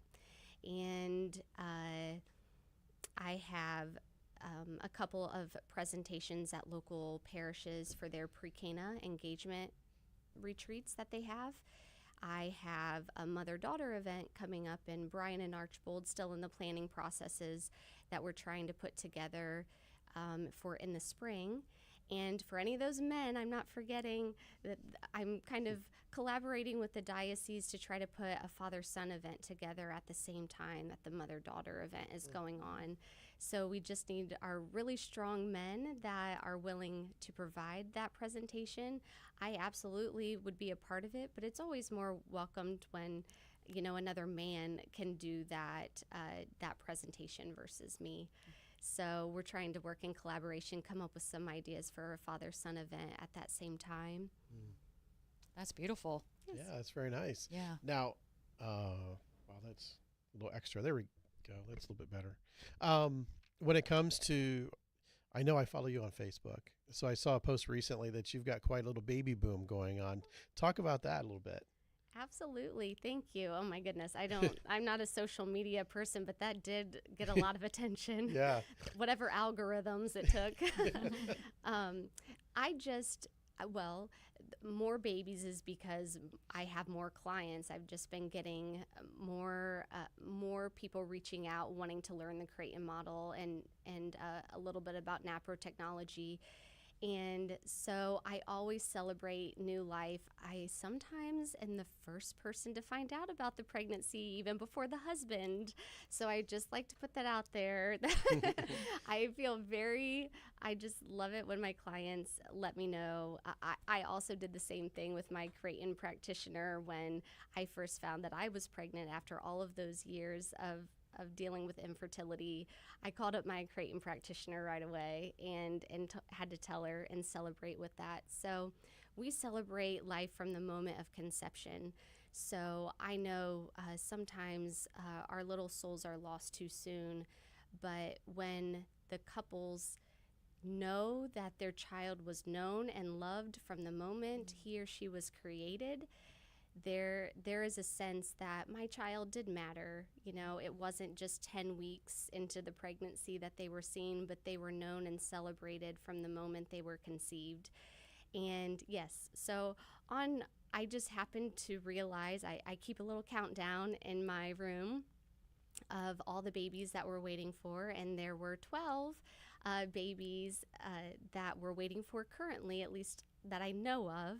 And I just thought, you know what? I just wonder how many of these couples were told that they needed artificial means to achieve a pregnancy, that they were referred out because they had been trying, they had done the medications, they had done all of those things, and it wasn't working for them. And so I went through my list, and 9 of those 12 babies have parents that were told that they would need to do artificial means to achieve a pregnancy if they wanted to conceive. And 9 out of those 12, well, all 12 were able to conceive naturally, but those 9 that were told that they would have to use artificial means all achieved naturally with the Creighton model, and some with the need of NAPRO technology also to help them with their hormones. Mm-hmm. So That's beautiful, and I could see why that got a lot of attention on social media. Yeah. That's wonderful. I'm gonna have to check that out myself. I've had a lot of people reach out to me since that post also, Yeah. just wanting more information about this method. So it Yeah. was exciting. That's exciting. That Absolutely. is. That is. Well, we're getting to the top of the hour It is the top here. of the It hour. is It's the 3 top o'clock. of the hour. You're listening to Holy Family Radio. It is our annual, or in this case, been a year and a half since our Yes. last Spirit Drive, and we're wrapping up our time with Wendy M. of Divine Grace Fertility Care. Your number to call is 888-287-0655. Wendy, anything else that we failed to ask you or that you'd like to mention before we bring things to a close here today? I don't think so. This is always wonderful that I get a chance to have this opportunity to plant the seeds that there's another option in our area for couples. So thank you. How about if people are interested in getting in contact with you, either for personal services or maybe to have you speak somewhere or whatever the need might be, how should they go about getting a hold of you? Sure. My email address is divinegracefertilitycare@gmail.com, and my number is area code 614-634-1043. So either way to reach out is perfect. And Divine Grace Fertility Care, I'm on Facebook and Instagram. Wonderful. Wonderful. Well, thank you, Wendy. We appreciate it very much. Thank you for coming in today and sharing all your wisdom with our listeners here on Holy Family Radio. I believe we're probably going to go to a break here shortly. A break is a great time for you to call, dear listener. 888-287-0655. Give us a call. 888-287-0655. We're going to go to a break, and when we come back, we will update you on where we stand. Yep. And with the matching funds, with everything. Yeah, we'll let you know where we're at on everything. So we're headed to a break. We'll be back after this.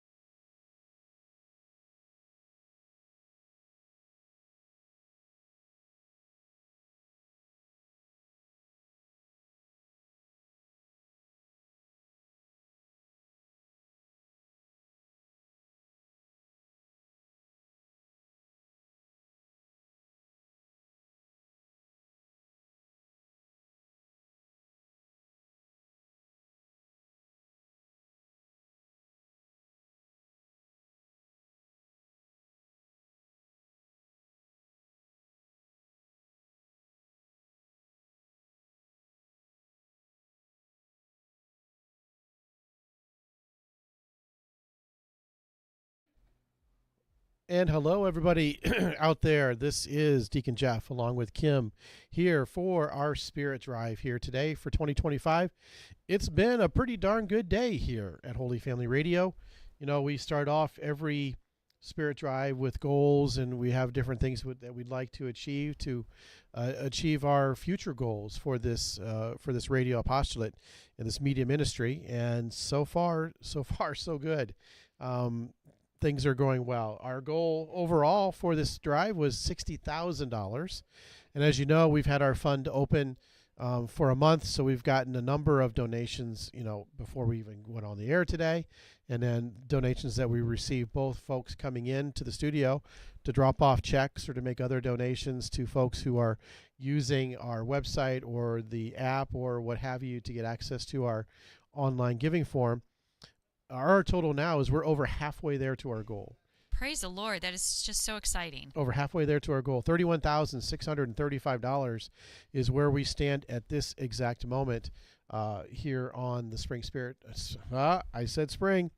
On the Spirit Drive here at Holy Family Radio. It has traditionally been a Spring Spirit Drive for us, except for this year, in which case we decided to do one here in the fall, and that was basically my fault. Because as a lot of people might think they hear my voice, on a lot of the spots and all the other places on the radio, that I might be here full time and this might be my full-time gig. Well, that's not exactly true. It is my part-time gig and full-time love, but I work full-time, and so I'm unable to do as much as I'd like to do. And I had a major project that I was doing. And it went through the first quarter of the year and didn't end until about mid-May, and that prevented me from being able to organize this whole effort and to be able to even host a live event like this, 3 days, 33 hours of live radio. So we said, let's do it in the fall. And so here we are, talking to you September 10th, 2025 with our Spirit Drive, and without the donations that we collected before we started and we hit the button at 7 a.m. this morning.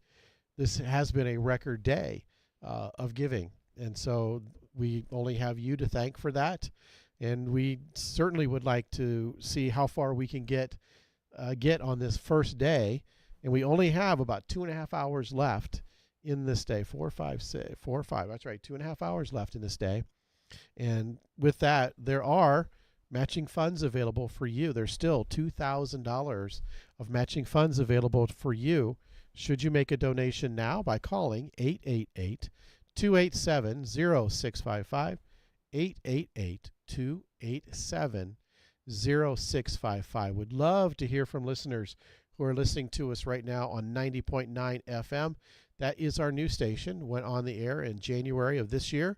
And we're hoping to engage and inspire and educate a whole new group of listeners over there in that area. In fact, one of the donations that we got before the drive, someone saw one of our signs out and about and turned their radio dial over to us, liked what they heard, and they sent in a donation to us. So we love to hear stories like that. And there are a lot of those that are out there, and they are untold, and we'd like to know about them. Yeah. We'd like to know about them. So please give us a call, 888-287-0655, 888-287-0655. We also have, in addition to the monetary goal this year of hoping to reach $60,000 in donations, we have a couple other goals that we have set for this particular Spirit Drive. Mm-hmm. That includes 45 new donors. Mm-hmm. That is what we are hoping for this year. That's a lofty goal. We're not quite halfway to that one, are we, Deacon Jeff? No, we're not quite halfway there. Yeah. That one, that's a low number. We'll share it because we want to be transparent. Mm-hmm. We have 3 new donors, according to my calculations here. Yeah. So I need to be ringing that bell a whole lot more. yes. So give us a call if you would be a first-time donor. That does not mean you're a first-time listener. No. But yeah, because some people listen for quite a while before they decide to donate. But give us a call, won't you, and pledge your best gift. It doesn't have to be these $1,000, $2,000. We greatly appreciate those. $1,000 level is an apostle. And that was another goal. We're hoping to get 12 apostles already, which is phenomenal. Oh, no. We have 10. I mean, sorry, we have 12. We have 12. We met it. We've got all our apostles already. Well, but we would be thrilled to have more, right? Yes. Now we're going to go for the 72 elders. There we go. The phone just rang. That's wonderful news. 888-287-0655. So the goals that we still want to mention to you, though, are, of course, in addition to those 45 new donors, Deacon Jeff was mentioning, we'd really like to hear from our new station listeners. So those in the Fostoria area or who are basically listening on that new signal coming out on 90.9. We have a goal of 25 new donors. So Right. of the 45 new donors we're hoping that 25 of them will be from that area, because new listeners are critical. Well, new listeners and donors are critical to the lifeblood of a ministry like this, because unfortunately, you always have people that drop off, move out of the area, pass away, changing in financial abilities, things of that nature. So it's very important to have the new donors. So we want to mention that. And all new donors receive a special thank you this year. It is a gift that we have been able to acquire in bulk purchase from Catholic Answers. The book by Joe Heschmeyer, The Early Church Was the Catholic Church. If you're watching us online, that probably is visible in the picture that you're receiving online, either via YouTube, Facebook, Instagram, X. That book is right there, but that is yours for the claiming. You can stop in to pick it up here at the radio station at any time that works for you, or we will be happy to deliver it to your parish. If you live outside the listening area, we will mail it to you. We don't want to forget the love for our recurring and existing donors, though, and so for those, if you increase your donation by $15 per month, you can also receive this thank you gift. Right. So please prayerfully consider increasing your donation as well. We would love to be able to provide this to you as a thank you gift for your support of your Catholic radio station, Holy Family Radio. 888-287-0655. That is the number. Give us a call. We have 5 new recurring donors. Okay, I think we have a goal for, 20. Is that right? Is that on your sheet right You're there? right. I'm always forgetting to mention that one. Yes. The new recurring donors. So we have 5 new recurring donors today here at Holy Family Radio, and that is an easy way for you to give more by giving a little bit each month. Okay, so it not only helps us, but it can help you in this past year to be able to give more. And so just want to let you know that the recurring donations are what we like to encourage. But because it can give you the opportunity to give more than you otherwise might be able to. You might not be able to afford $100 right now, but you could certainly perhaps do $8 a month. 8 times 12 is 96, so it's real close. Yeah, or $10 a month would be 120, so you're Right. doing more than 100. That's not even 2 cups of coffee at most coffee shops these days, unless you're getting the black Yes. standard roast, maybe it is, but if you're getting anything else, that's 2 cups of coffee. So, just as a framework or a frame of reference for you, perhaps you could do something like that. And, recurring donations not only help you give just a little bit more, but it also helps us. Yes. Recurring donations provide predictability in budget. So any organization needs that in order to plan for the future. What can we do? Can we add another station? Can we expand into this area to increase the signal for folks who may not be receiving a Catholic radio signal right now? And that is the case. There are parts of the state that do not, and of course of the country, that do not receive a Catholic radio signal, and that's one of the things that we're continuously looking to do is to grow that and provide that for folks, because we all know how important that is. Right. Yeah. I mean, our need is great. It always has been, but it continues to grow as we grow and expand and offer another radio station and then another one later this year, as well as doing things like iCatholic Music. Our expenses go up as a result. So right now, we have ongoing monthly expenses of around $10,000 a month. We're talking about some salaries. We're talking about rent for the studio here. We're talking about tower rent for Fostoria. Soon we'll have tower rent for Van Wert. that takes a significant chunk of money. We're talking maybe $2,000 of that 10,000 just for tower rent. We have music licensing fees we need to pay. We have insurance. We have to insure both of our radio towers. You know, radio towers are interesting structures, and they require a certain level of insurance. So there's expense there. That we have professional fees, we have the legal fees, we have the engineering that we have to do. That really comes into play when we're building a new radio station, like at Fostoria or Van Wert, for folks to do the design that has to do the installation and all the compliance things for the FCC. Also accounting, we have to make sure that the books are there and straight.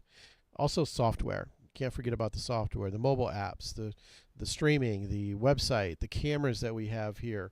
All that, all deliver content to our listeners and our viewers in this case, because we're online as well. So we've had unexpected expenses in terms of transmitter problems. You know, those are things that you attempt to plan for as much as possible. We had to replace our 88.9 FM transmitter here recently. That sounds much better for those of you who are listening in this local area. You understand that signal was not healthy for a while. So we were finally able to get that resolved. We're working on 94.9 as well. That also has had some issues. So our need is always ongoing, and we can only help and take care of this through your help here at Holy Family Radio. 888-287-0655.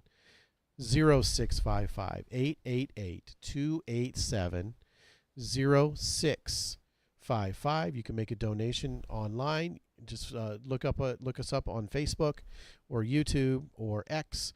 You can find links to our online secure donation form, also available on our apps, also available on our website, holyfamilyradio.fm. Remember, we have $2,000 in matching funds still.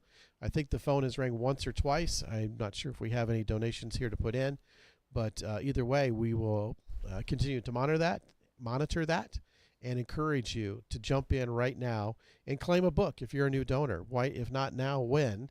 Where are you going to do it? Now is a perfect time to do it. 888-287-0655. Give us a call. We need your support. If not you, who? Right? You said if not when, or if not now, when? If not now, when? If not now, when? So I'm going to throw out there, if not you, who? Please consider joining with us in this ministry. Yeah. Any gift is helpful. Any gift at all. We set these higher dollar amount goals, obviously, to try to encourage and excite people in that direction. But if your best gift is $5, that's the widow's miter, right? Mm-hmm. Might. Bishop's miter. You know what? I need another cup of coffee, don't I? I am just not cranking on all cylinders.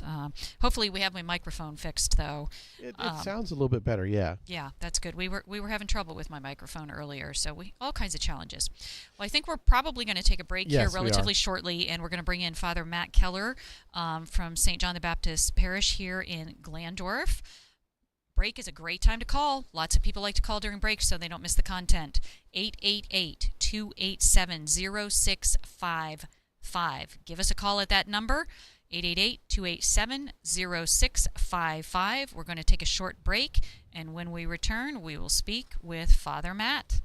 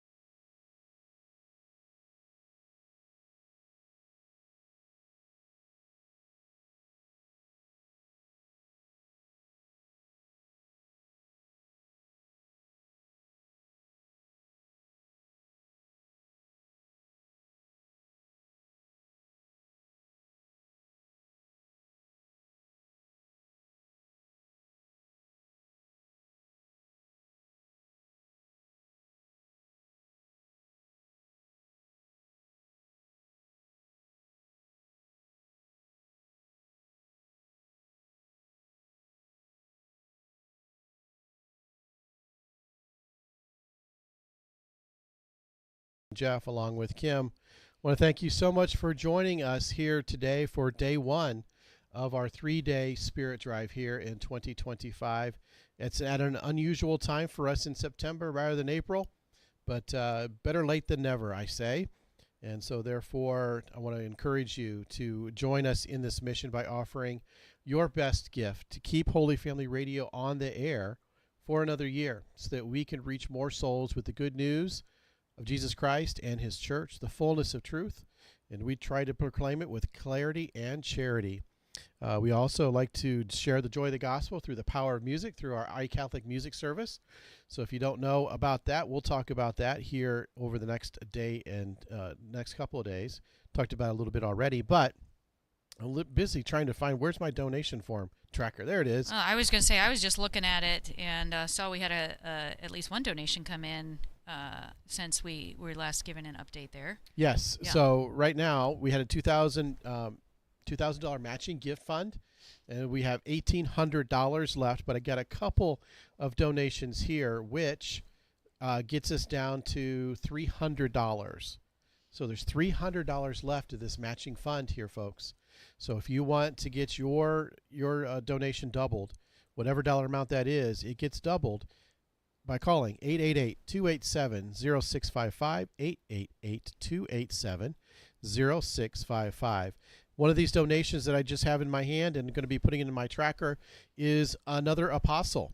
It's another apostle donation that gives us 13 apostles. So I can't believe it, but we've exceeded our goal. Exceeded our goal. Thank you. Yes, but Chris, our associate producer, pointed out that 12 apostles, Jesus is 12 apostles, but you lost one in Judas, and so you add one with Matthias, so it's this beautiful symmetry there. It is. Yeah, absolutely. We love it. Yeah. I'm all for that. And so we were debating in here exactly, okay, what do we do with all the extra apostles, right? What do we call them? What number do we have, right? Yeah, are we going for 40? That's a typical number in the Bible, or right. What you said, 72? No, I didn't say 72. Oh, I was the one that said okay. 72. I thought Deacon 72 Jeff was did. a little too lofty, but we could try to do 12 apostles per day, couldn't we, Deacon Jeff? Oh, yes, we could do that. That That's would be a good idea. 36. Yeah. So that's something to think about. Or, listener, you could call and make a suggestion for us. Stop in the studio, give us a call at 888-287-0655.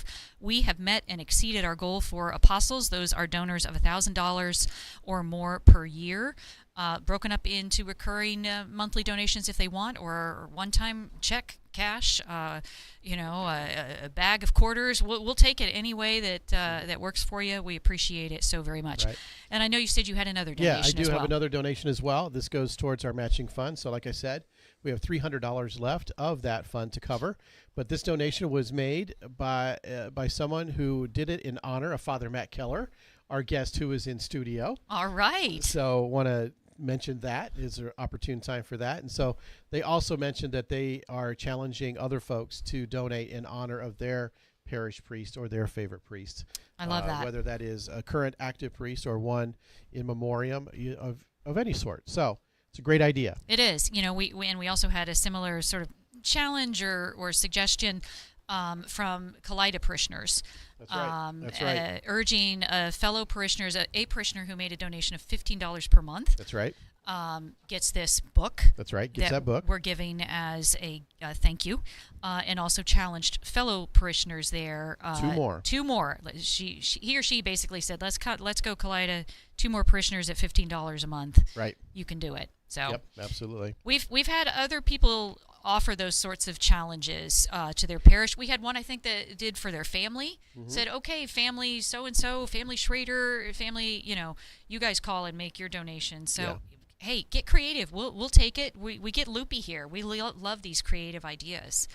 Give us a call, make your donation, make a challenge or invitation for others to make donations as well. 888-287-0655. We are joined in studio now by Father Matt Keller, pastor at St. John's right here in Glandorf. Welcome. Thank you. We are so glad to have you here today. This is your second or third time joining us? I think I did maybe 3 times, and then there was one time just before I came, we did a Yeah, web- we did a web. Zoom or something Yeah, like we that. did a video sort of chat sort of Right. thing, and that was a Yeah. lot of fun. That was because so many of us were meeting you for the first time that way. So that Right. was Mm. yeah. That kind of brings me back to the old room. I bet it brings back memories, doesn't Yeah, it? Yeah. yeah. So then you've been here a couple of years now. Yeah, 3. We're Wow. starting year 4 already. Wow.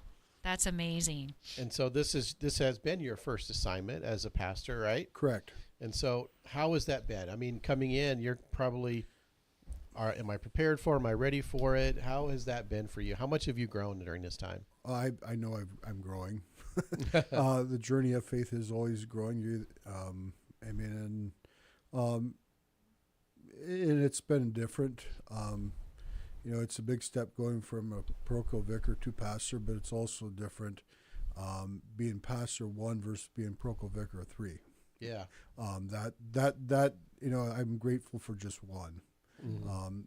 When you have 3 of everything, that's a different kind of busy, and that's a gift too. But just 1 is wonderful too. Yeah. Yeah, for sure. So, so in terms of, this 3 years, what are some of the more fun things that you've gotten to do as a priest here in Glandorf? I think the sacramental life is what I enjoy most as a priest, whether it be celebrating masses or the first communions, confirmations, being the confessor, weddings. Those. That's what gives me joy. Mm-hmm. Preparing people for the sacraments, preparing homilies for those events. Even through Easter Triduum, Christmas, and those kind of things. Those things give me joy. Mm-hmm. It also just being part of people's lives, whether it be visiting CCD or, I walk around town and, you have those counters with people that Yeah. you get your exercise in and you pray and then you talk to people as well. Those are kind of highlight things of being pastor here. Right. So recently, was it last weekend or is it 2 weekends ago? You had folks from Glandorf, Germany over, right, Correct. to visit, and Right. so was there anything centered around the church and the parish there for that? It was for the 50th anniversary of Park Fest Yeah. was what brought him, my understanding, over here. But the church plays a key part. Saturday at 4:00 we have the mass out at our shrine. That's once a year we get to have mass out there, and the weather was phenomenal. I think this was the largest crowd that I've seen out there for Park Fest mass. Oh, wonderful. And in my this is my 4th time. So. Yeah. Nobody sits out in the sun. It's all sit around the perimeter, and I think it was a full perimeter of our shrine. You think about that. That's quite impressive. You go full. I'm not sure the yardage, the acreage, but you just have that many people covering that perimeter. That's to me is just impressive to see. Yeah, absolutely. So for folks who are not familiar with what this shrine is, can you kind of describe that for our listeners? Yeah, I probably should explain it for outsiders. Yeah. The shrine would have been the old parish cemetery, and I believe in 1950s that cemetery filled up, and so they put all the old headstones up against the back, and there's also now an altar out there, and so we'll celebrate Mass out there for Park Fest. What I've started since I've been here, we do a Corpus Christi procession out there on Corpus Christi Sunday, and we've invited our first communicants to come back, and this year we had our Little Flowers, which is a girls' virtue club within our parish, to also be a part of that procession, and we had our sidewalk decorated with chalk art. So yeah, it's a place that gets used for the parish.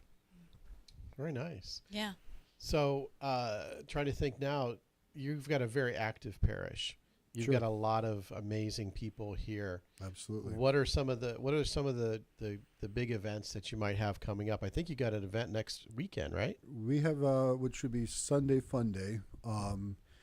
It's to fund our parish center where are actually our studios in. Mm-hmm. We need the maintenance to maintain this building. So it helps with that. And then it also brings our parish together. We have verse raffles and baskets, and then food, hamburgers from JC's. We might have, I think, turtle soup provided, Ooh. bounce houses, just various things just to bring people together and to celebrate our gathering as a parish, and along with fundraising. I think, it's wonderful to raise funds, but I think it's also the gift is bringing people together and celebrate our community as well as a parish. Right. So do you have anything else coming up in terms of planning for, let's say, Advent and all that coming up? That's coming. I haven't, Yeah. haven't done a lot of thought planning towards that. We do have Dr. Eric Wood coming for a parish mission here in November. Okay. So we're excited to have him as well. Oh, good. Yeah. Chris ought to know something a little bit about that, right? Yeah, so I work with at Extraordinary Mission with Dr. John Wood. Okay. And so his brother Eric, Father Eric. I know Father Eric as well. Yeah. So it's funny because John will always, his brothers will always kind of pick on Father Eric, and it seems like that's the running thing with other priests and stuff that's because he's just so good. I always enjoy spending time with him. Yeah. So. He'll do a great job. He does wonderful missions. Yeah. So that'll he be does great. the Dragon Slayers for us, and I think our parents have always enjoyed that presentation. So we look forward to that in November as well. Yeah, that's great. Get us those dates, and I'm sure we will be happy to promote those as we're happy absolutely. to do for any parish, Sure, not just sure. this one. Right. But yeah, that's one of the services that we like to provide here is publicizing that sort of information Right, that and nourish the life of our Catholic community. Yeah, and those are free. Those are Sure. free announcements that we offer for any church-related event or parish-related event as well, just to be able to promote it to the greater area, to show folks that there is a vibrancy to the Catholic faith, and there is a lot going on, and there's ways to evangelize more people. And a lot of people may not realize that we have many non-Catholic listeners who listen, be a spouse or someone else who's sitting in a vehicle with somebody who's listening to it, who's Catholic, or little captive audience there sometimes. that's right, that captive audience, but also other people who we talked about a little earlier about who people are exploring, or they're seeking, or they're secretly in a way trying to get some Exploring, answers, yeah. that sort of a thing. And I know this to be a fact because EWTN, who we're an affiliate of, and they provide the majority of the program that we have, we've heard non-Catholic callers from Findlay, from Lima, call saying they listen to Holy Family Radio, call in and ask questions. And so, not only is your donation going towards evangelizing, Catholics, fallen away Catholics, but also people who are not friendly to the Catholic Church because they want to either learn more, or they want to find good reasons why I shouldn't be Catholic, right? That's the first stage that a lot go through. Yeah. They want, I'm going to listen. I'm going to look into this to have all my arguments lined up why I shouldn't be Catholic, and then they start hearing it from Catholic sources, explained in truth and charity and love, and it starts to crack that door open just a little bit. And that is so exciting when you hear people calling into these national programs. Because they always ask them, where are you calling from? Right. And to hear that it's your radio station, it is your Catholic radio station, Holy Family Radio, that is making that difference in folks' lives. So give us a call, 888-287-0655. Be that next new donor to claim a thank you gift, renew your existing donation, increase your existing donation. We are grateful for all of it. 888-287-0655. So, Father Matt, what question do I have for you? Trying to think, what good question can I ask you? How about this? What gets you excited right now? What's going on in your life that gets you excited? What are you planning? What are you thinking about that you want to share with our listeners? Well, just day-to-day life right now, I guess would be that answer. Nothing. Okay. I mean, I don't know how to answer that beyond that. Okay. That's okay. If you get excited by day-to-day life, that's a joy-filled life, That's isn't right. it? Yeah. That's a Yeah. beautiful thing. Absolutely. Yeah, we Absolutely. appreciate that. How can your you do, as Deacon Jeff mentioned, you have a large and vibrant parish. But if folks are wondering how can they better support you as their priest? Well, I think one of the wonderful ways people do is through prayer. That's a wonderful gift. I think it's, those positive comments that you get from day in and day out. Sometimes the notes, and other things like that are always good. People well take care. I'm taken care of well. They say that as a priest, your pay is not well, but maybe not be financially well, but in other ways, people take care of me, and I'm just grateful for that. And it's hard to describe, but I will say that people take care of me well. That's beautiful. That's really beautiful, and I'm sure your parishioners are edified to hear that as well.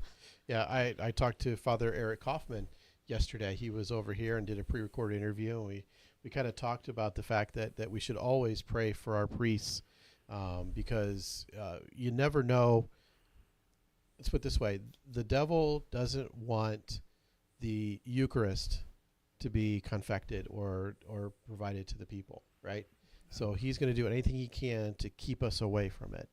And the primary target are our priests. And so, and I have told many of my small groups for youth when I was doing PSR sort of stuff, and I told the young men, I said, pray for your priests, pray for them, pray for your deacons, pray for others who are the leaders and teachers of your faith, because they're the ones that face the most resistance. The most spiritual warfare. Spiritual warfare, exactly right. Because you never know who can lose their faith.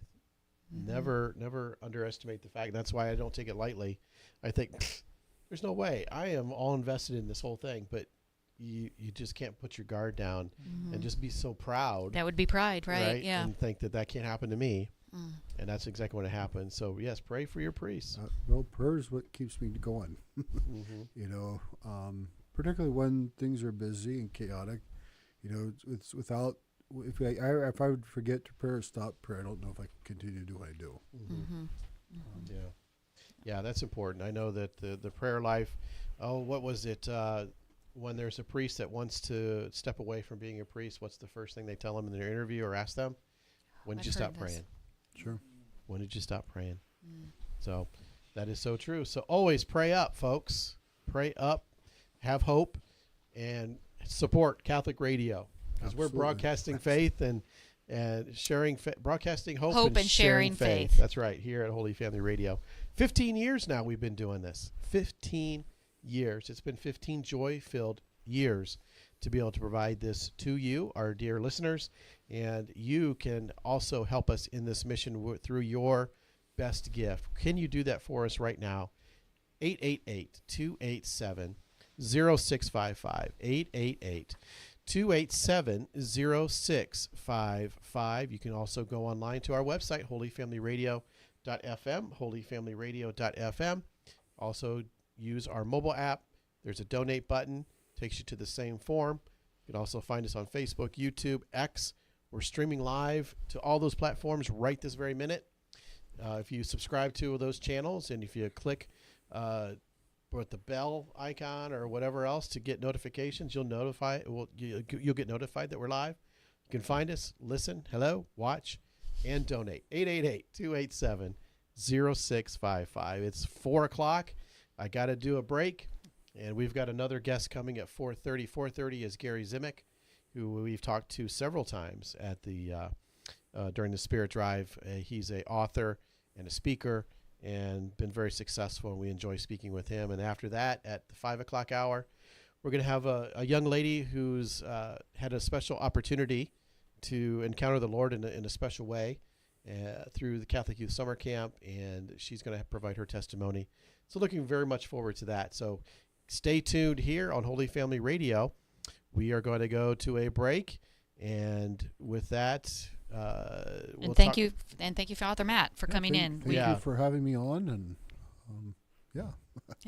We appreciate it. We'll go to this break, and when we come back, we'll give you an update, and then we'll bring in our 4:30 guest after that. You're listening to Holy Family Radio.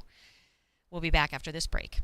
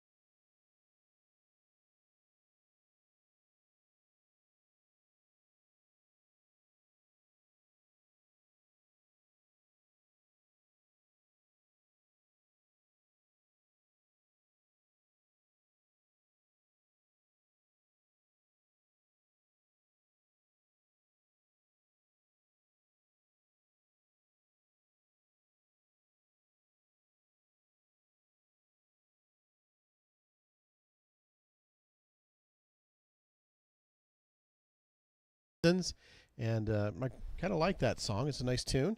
And if you kind of like that music and you like contemporary Christian music, I highly encourage you to check out iCatholic Music. iCatholic Music is a free music streaming service that Holy Family Radio is now providing and managing. And it's a great way to reach a lot of different people. And just to give you some idea, right now there's about 10,000 downloaded instances of the iCatholic Music app across the world, really. That's great. So there's a lot of people that have it. We average around 7,000 hours of listening a month, so that's not an insignificant number. Mm-hmm. And we've gotten donations from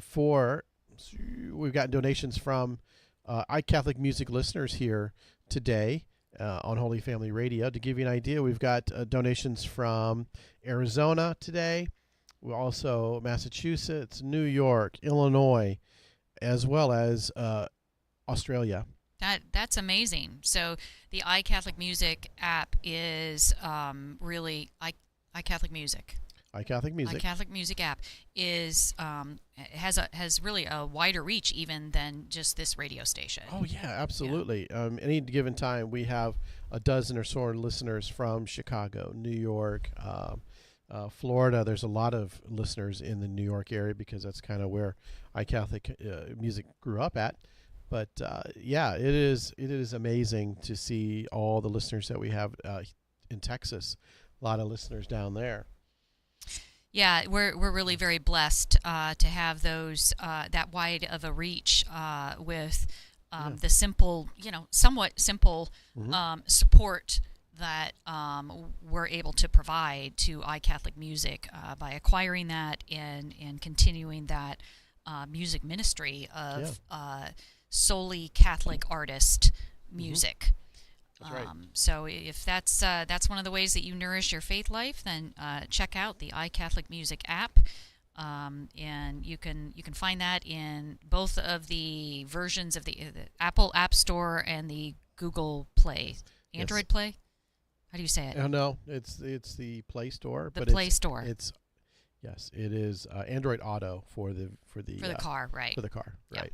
So in any event, when it comes to iCatholic Music, you can find that at your favorite app store, wherever you get your apps. There you go. I like You'll that. be able to find it there.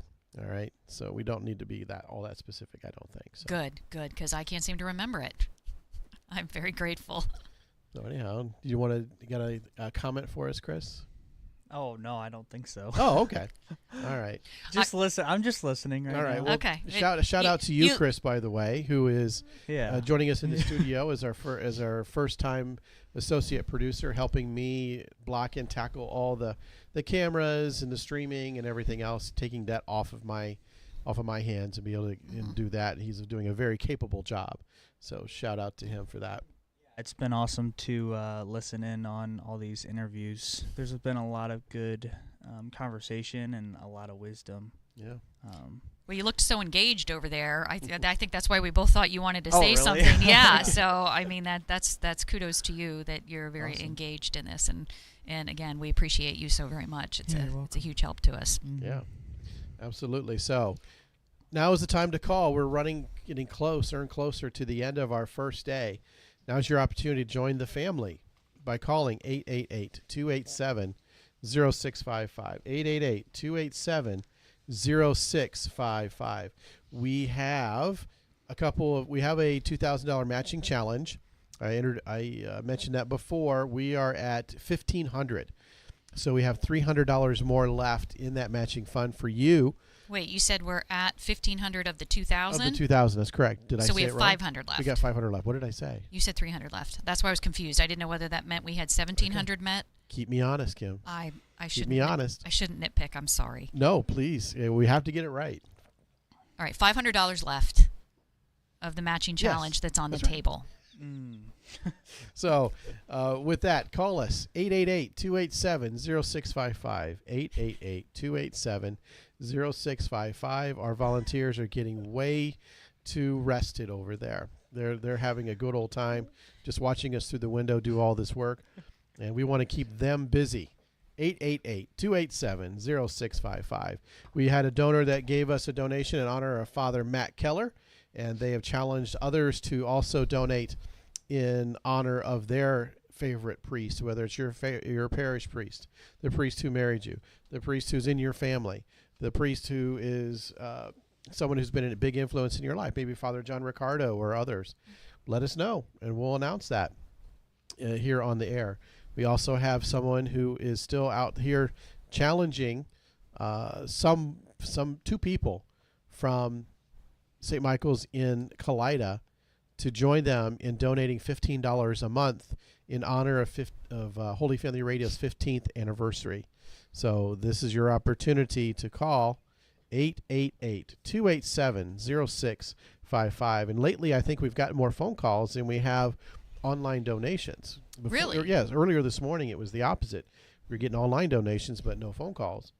But now it's kind of the opposite. Well, it's getting towards the end of some people's workday. Perhaps those in education, those that have a maybe 4 p.m. End of their workday. Mm-hmm. And so maybe more people might be interested in calling or have the opportunity to call now that they're off work. On their way home, they hear us. Jot this number down. Well, don't write and drive. No. But just memorize it with us. 888-287-0655. If you're not driving, pick up that phone. Get your phone app open. Get the keypad ready. Here's that number. 888-287-0655. Give us a call. We're doing well for the day. Yeah, we are doing well, but I got to interject there for a second because not only did I just mention that we haven't gotten an online donation in a hot minute, we just got one. All right. Of course. So we have a generous donation, a $200 donation, which means we have, do the math. $300 left, just like you said. That's right. I was going to say 100, but you're right. 300 left. Here at Holy Family Radio's Spirit Drive of a matching fund. So that $200 donation becomes $400. Mm-hmm. All right. So if you've ever thought about donating, now is your opportunity. 888-287-0655. You can also donate online at holyfamilyradio.fm. That's the online form that Deacon Jeff was just mentioning. And you can also access that form through our app, Holy Family Radio app, as well as the iCatholic Music app. There's a convenient donate button down on the lower right-hand side. Just click that. It'll take you to the form. We gratefully accept one-time donations, recurring donations. We love those recurring donations because they provide some predictability in our budget. And that's always very helpful in terms of knowing, do we have the capability to expand in this area? Do we have the capability to add that new transmitter, transponder. Yeah. I don't know the technical terms, but it's important to have that recurring revenue in any organization. I'm sorry for our goofy humor. We do get loopy towards the end of the day, so please bear with us a little bit. Look, if you can't have fun, then why? Why even? You wouldn't want to listen to us if we were boring, would you? No. Yeah. No, not at all. So we do have some important goals. We want to receive 20 new recurring donors this particular cycle, and we really need to receive 45 new donors in general. We'd love for 25 of those 45 to come from the new station. Any listeners to 90.9 out there in the Fostoria area, we would greatly appreciate you calling in and making a donation. If you're a new donor, you get to receive our thank you gift, a book by Joe Hirschmeyer. Heschmeyer. I was doing so well until now. The Early Church is the Catholic Church is the name of the book. He is a great apologist, very popular right now. We would love to be able to provide you this book as a new donor or as an existing donor who increases your donation by $15 a month, which equates to $180 for the year. Yep. Why 15? Because we have been on the air for 15 years. So we're celebrating that and asking you to partner with us in maybe increasing your donation by $15 a month. And we will gladly give you this book. You can stop in the studio, check out the studio to pick up the book if you like, or we will deliver it to your parish for you, whatever is most convenient for you. 888 888-287-0655. Give us a call. Yep. If you happen to be watching us on YouTube or Facebook or Instagram or on X, feel free to drop a comment. In the studio here, Chris is able to get the feed for at least the Facebook and the YouTube. If you make a comment, he can see those. If you want to ask us a question, if you want to give us some feedback or whatever, I highly encourage you to use that. We've done that before when we've had some guests in and opened up for some questions. So if you are there and you're watching us right now and or listening, then maybe hit us up in the comments there, and we'll see what we can do to engage you and see what might be on your mind. Yeah, absolutely. We love if you've got a question on your mind or a comment, we love that instant feedback and ability to possibly even ask a guest that we have with us in studio or on the phone what it is you have on your mind. We love it when you call during your donation pledge and let us know what it is you like about Holy Family Radio, how we can better serve you as a Catholic or even as a non-Catholic, how we can better serve your needs. We would love to know that. So give us a call, 888-287-0655. 888-287-0655. 888-287-0655. That is the phone number that we would encourage you to call right now so that you can make your best gift to Holy Family Radio. Because without you, we would not be able to do and continue to do this work. And like I say to our iCatholic listeners that I did a message to them the other day, it's like we've got big plans for iCatholic music, and we've got plans for Holy Family Radio as well. So many other Catholic radio groups, not all of them, but I think most of them had kind of operate a little bit of a set it and forget it sort of mentality. I build it, and now I throw some content through it, and then I let that do all the work. If that would be our approach, we would just have WJTA. We'd still have a trailer, and that's all that we would do. And you know what? That might be good enough. That would be okay. That would be okay. But it would be great. It would be okay. Exactly right. I mean, we would be content with that, but I'm usually not content to stand still for too long. And so, and it's always been a passion of mine to be able to reach more people with the good news of the gospel, and help to inspire and teach them and give them hope. Broadcasting hope and sharing faith is what we're talking about here today. So it's only possible, and we're always looking to expand and do more. That's why we put up Fostoria at 90.9. That's why we are doing Van Wert 89.7 over there in Van Wert when that goes on the air, and who knows what the future holds.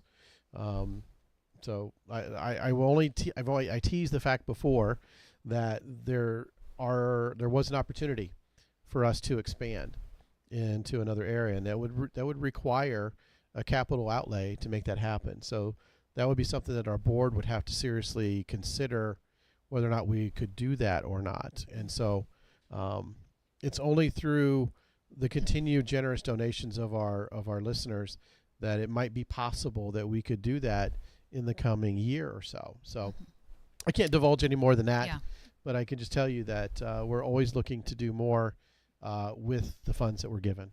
Yeah, we've talked many times about the predictability of the budget through recurring donations. Yeah. And that's exactly one of the reasons why it's so important to have a steady recurring donation stream, so that the organization can look at opportunities and make a wise decision on whether or not that's something that can and should be pursued. Yeah.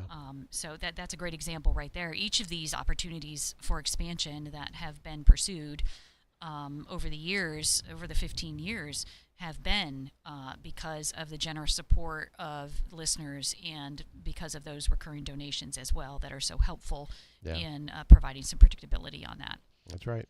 So we have to go to break, because at 4:30, when we come back from our next break, we're going to be talking to Gary Zimek, who is a speaker, author, frequent guest here on the Spirit Drive. So we coming and getting back in touch with him. So while I do that, we're going to go to a break. And hopefully I'm able to get the connections right. I had a little bit of trouble this morning with Deacon Dan Brer, getting him going. But we got it going, and we made it happen.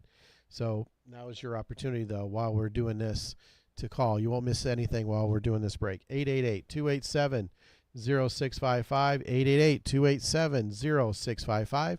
This is the Spirit Drive on Holy Family Radio. We'll be back.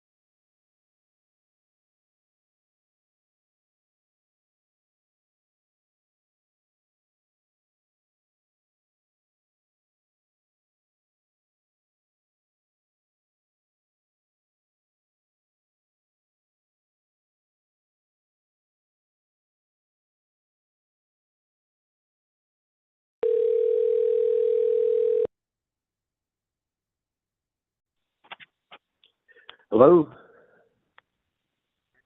Yes. Hey, Deacon, how are you? I'm well. Thanks for having me on. I appreciate it.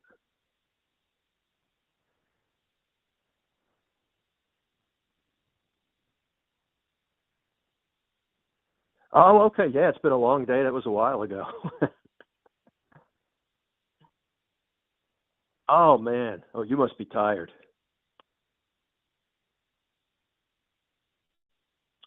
I believe it. I believe it.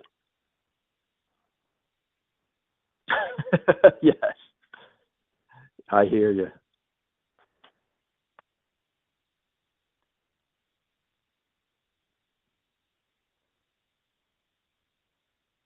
Okay.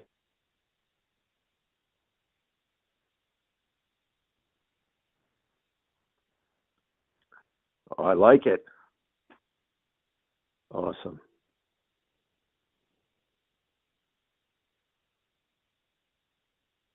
Okay.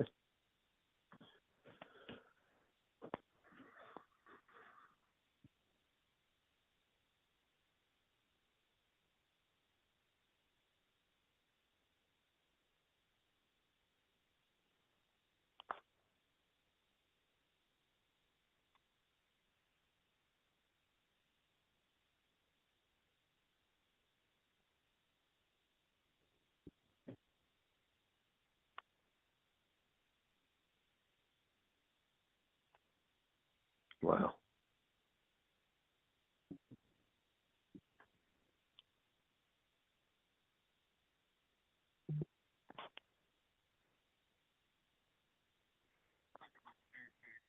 Hmm.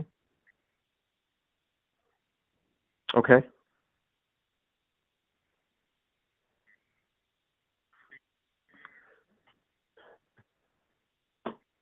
No, I mean whatever I can do for you. You know, we can talk about my new book if you want, but really, I'm just here to see what I can do to help you raise some money. So that would be great. Man, that's awesome. Sounds like you guys are doing really well. You're expanding, right? And things are going good for you. That's fantastic. Yeah, oh, absolutely. He can do wonders, I'll tell you. You know that, right?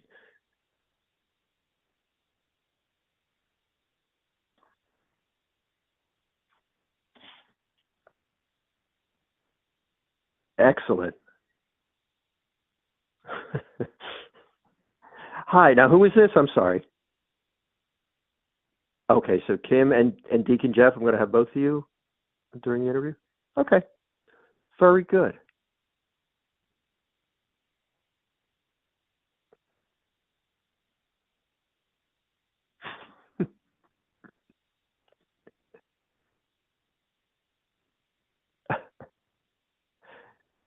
I can't wait to hear the two of you. This will be fun.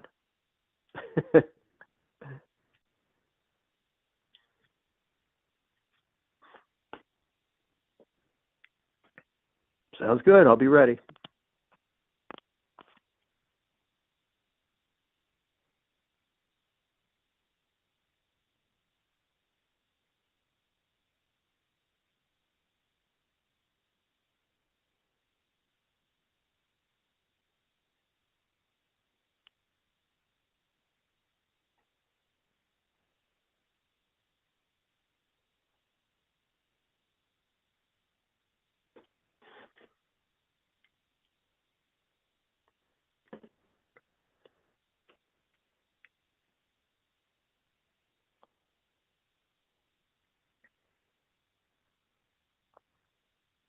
And we are back here on the Spring Spirit Drive here at Holy Family Radio.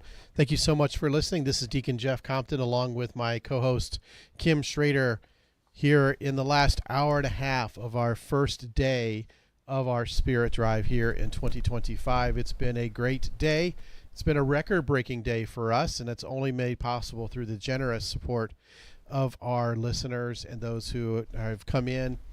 We've had a number of donations via our online form. We had folks come in and they made calls and pledges. We've had a number of people just walk in. And really one of the most important things that we have done different this year is that we have adoration going on here during the second half of each day here at the Spirit Drive. So right across the hall from the studio is Adoration Chapel. And we've had Jesus Exposed there since noon today, and that will be going on until 6. So anybody who's listening in the listening area, if you come over to Holy Family Radio Studios, you enter through our doors, our volunteers here will show you the way to go and pray for the success of our Spirit Drive and really anything else you want to talk with him about. So now's the time to call 888-287-0655, 888-287-0655, 888-287-0655. Broadcasting hope and sharing faith for 15 years. That's what Holy Family Radio has been doing, and it's only made possible through your generous gifts. You can give online. You can use our mobile app to get access to our donation form. And we are live streaming not only over the air, but also to YouTube, to X, to Facebook, to Instagram, where we try to be where everybody else is. So if you can, support us, 888-287-0655. Right, now we go on to our next guest here. Our next guest is joining us on the phone. His name is Gary Zimek, and he is a speaker. He is an author. He's authored many books, and he's been a frequent guest here at the Spirit Drive, and I'd like to welcome Gary to the Spirit Drive this year. Hey, Deacon Jeff, thanks so much for having me. You know, it's always a pleasure when I get to spend some time with you. Well, that's great. We enjoy having you because you reach people in a way that really resonates with people a lot. And I know a lot about your story because of over the time we spent together and talking about anxiety, and we talk about worry.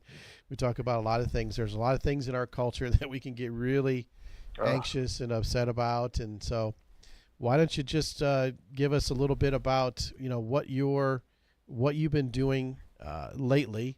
And I know I know that you have a new book out and everything else, but let folks know about who you are, because we have many new listeners at our new station.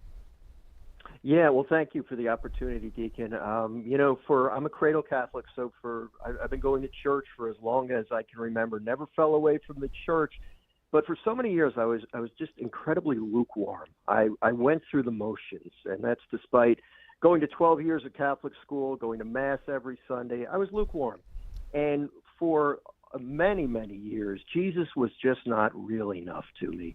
And I'll tell you, I think the main thing anybody should know about me is that I've always struggled with anxiety. I've always been an anxious person. It's my nature. I tend to always assume the worst. I tend to worry. And I never made the connection, despite being a lifelong cradle Catholic, that Jesus could help me with my anxiety, which is pretty funny because he talks about it a lot. If we look throughout Scripture, that "be not afraid" message is mentioned time and time again. And Jesus specifically instructs us to not worry. So I never made the connection until, it took many years to make the connection. And as I grew into adulthood, this started when I was young. As I was an adult, I began to worry about more and more things. Life was very stressful for me. Got married, had kids, worked in the software industry for 30 years. And somewhere along the way, I had what I would think could be called a major conversion. Some might call it a reversion, but it was a conversion in the sense that my heart changed. And in the midst of a crisis, I found Jesus, and he became very real to me. He was always real to me. He never gave up on me. He was always real, I should say, but not real enough to me. My problems were bigger than Jesus. And then when he became real to me, things began to change. And in 2012, I got laid off from my day job. And at that time, me and the Lord were getting to know one another better, and I wanted to do something for him. So at that point, when I got laid off from my day job, I decided to create, it just seems like a crazy idea, but at the time I felt he was calling me to enter into full-time ministry. So I began writing, I began speaking, I began doing radio interviews when I could. And for the past 13 years, I've done this full time. I've traveled around the country. I go on radio, numerous radio programs. I've been on EWTN television, spreading the good news of Jesus Christ. And the focus of my ministry is on overcoming worry. And it's over the years, I have met so many people who say, I'm struggling with worry, but now you're giving me hope. I believe Jesus can help me. Deacon, my goal is to lead souls to Christ and to give them hope. That's why I do what I do. This latest book that you mentioned, it's called Lord Save Me. It's my 14th book. I'm still amazed that the Lord has used me to do this. And, while we're talking about raising funds for Catholic Radio, I just want to tell you that I wouldn't be here talking to you right now if it wasn't for the blessing of Catholic Radio, because I think that's how the Lord first got my attention. Driving home from work, I just was flicking around on the dial, and I landed on a Catholic radio station, and it literally changed my life. So I'm a huge fan of Catholic radio. I think it's fantastic that you are doing what you're doing because you can reach so many souls. So I would just to depart from me for a second, encourage anybody listening to please contribute, help keep the station on the air, because we need people like you, Deacon. We need the stations like yours to really keep getting the good news out there, because you're going where often the priests and the deacons in the church can't go, because sometimes you're going to encounter lukewarm Catholics like Gary Zimak, who just needed to hear that message while he was driving in your car. So that's a little bit about me, and that's why I'm here with you today, because I absolutely believe in your mission. Well, thanks, Gary. I tell you what, Catholic radio, basically, just like anything, God's word goes out and it doesn't return void. It goes Amen. to whoever it is intending to reach to, and it's up to us to respond to that. He's always seeking us. He's always calling us. He's the good shepherd. He, we know him. He knows his sheep, and so therefore, we can always take some solace in that. I mean, it doesn't change the fact that we have suffering, and we have to persevere, right? In fact, our Bible verse that we're using for our spirit drive this time is Romans 12:12. Rejoice in hope, endure in affliction, and persevere in prayer. So there is joy in hope, and we certainly have to endure the affliction and always persevere in prayer. And we kind of have to continue to move forward each and every day. That's the key, and there's no doubt about it. We live in a crazy world. Every time we turn on the news, we hear some other reason why we should be afraid. And I think that's one of the reasons why the Lord included the Be Not Afraid message hundreds of times in the Bible, because we need to remember that. yeah, there's going to be trials, there's going to be troubles, there will be tribulations. Jesus said in John 16:33, in this life you will have troubles, but be of good cheer, because I have overcome the world. He's bigger than what we see with our eyes. What we see with our eyes is pretty ugly sometimes, but Jesus, when we look to that cross, there's the answer right there. Through that crucifixion, we were redeemed, and the graces flowed from Jesus, and it's just amazing how he can give us peace even in the midst of our suffering. He doesn't always take it away. He doesn't take the pain away all the time, but I'm living proof that we can find peace even while we're carrying the crosses that we encounter in this world. That's wonderful. Thank you so much for that, Gary. You've written 14 books, I Sure, think Kim. you said. Yeah. Yeah, I know. That sounds funny to say that, Kim. I can't believe it myself. I just the Lord gives me the books. I keep trying my best to cooperate with him and write them, but he's really blessed me. No, that's fantastic. I was just wondering if you could share with us, how you get the inspiration for each particular book. That's a good question, and here's how I would answer. I love this question because I've gotten it before. I write books that I would like to read, if that makes any sense. I'll be dealing with worry. I've written a book about the Blessed Mother. I've written a book on discerning God's will. I've written a book about breaking free from anger and stress and, letting the Holy Spirit help me. Typically, I get an inspiration. I get a thought that, boy, I'd like to find out more about this, or I'm struggling with this in my own life. And then I pray about it. And the Lord gives me the message. Sometimes it takes time. Sometimes I like to try to get ahead of him, and I get panicked, and I think, I got to write this book. I got to write it now. And it doesn't come until he's ready for me to get the message. But I essentially try to write books that I would like to read, things that I may be struggling with. And everything I've written is something that I have dealt with. So because I know what it's like to worry, because I know what it's like to feel hopeless, I can write about it. And even though I might not have all of the answers, I do have the answer. The answer is Jesus, but I might still be struggling with something, but I write about it to try to lead people to the Lord. And I try to make it really clear that I'm a work in progress. And oftentimes I'm still struggling with a particular situation or a particular vice that I'm trying to overcome, or I'm trying to break free from worry. But I know the answer. The answer is just to trust in Jesus and surrender. And I try to use a lot of scripture verses and do what I can to comfort people and give them hope. Because, Kim, people are hopeless right now in so many ways. They need hope. Well, and it's the Jubilee year of hope. And it's it's our slogan for the Spirit Drive: broadcasting hope, sharing faith. So you're preaching to the choir on the need for hope, and hopefully the role that authors and speakers like you can play, and hopefully how Catholic Radio can support that as well, and help provide that message of hope. Yeah. So you are doing that. And, Kim, you talked about preaching to the choir. You folks at the station, you're not preaching to the choir oftentimes. You're preaching to the people who are not in the choir and who really need to hear that message. So I can't thank you enough for what you do, because people need that hope. And with the Lord, there is no such thing as hopelessness, but yet it sure feels like it to so many people at this time. So you're reaching people where, they might not be in the church, and you're reaching them and giving them hope. So you're doing fantastic work. Well, we're just happy to do our part in the vineyard here, just like you're doing your best with the gifts and the opportunities that the Lord has provided to you. Yeah. Tell us a little bit about your most current book. This is a book. The title is Lord Save Me. It's prayers and encouragement when life feels hard. It's a book I've always wanted to write. It's a book essentially it started out as a prayer book, because in all my other books I would include a prayer typically at the end of a chapter or at the end of a reflection. And my publisher, Ave Maria Press, said, well, why don't you write a prayer book with your personal prayers, because they seem to like the way that I pray.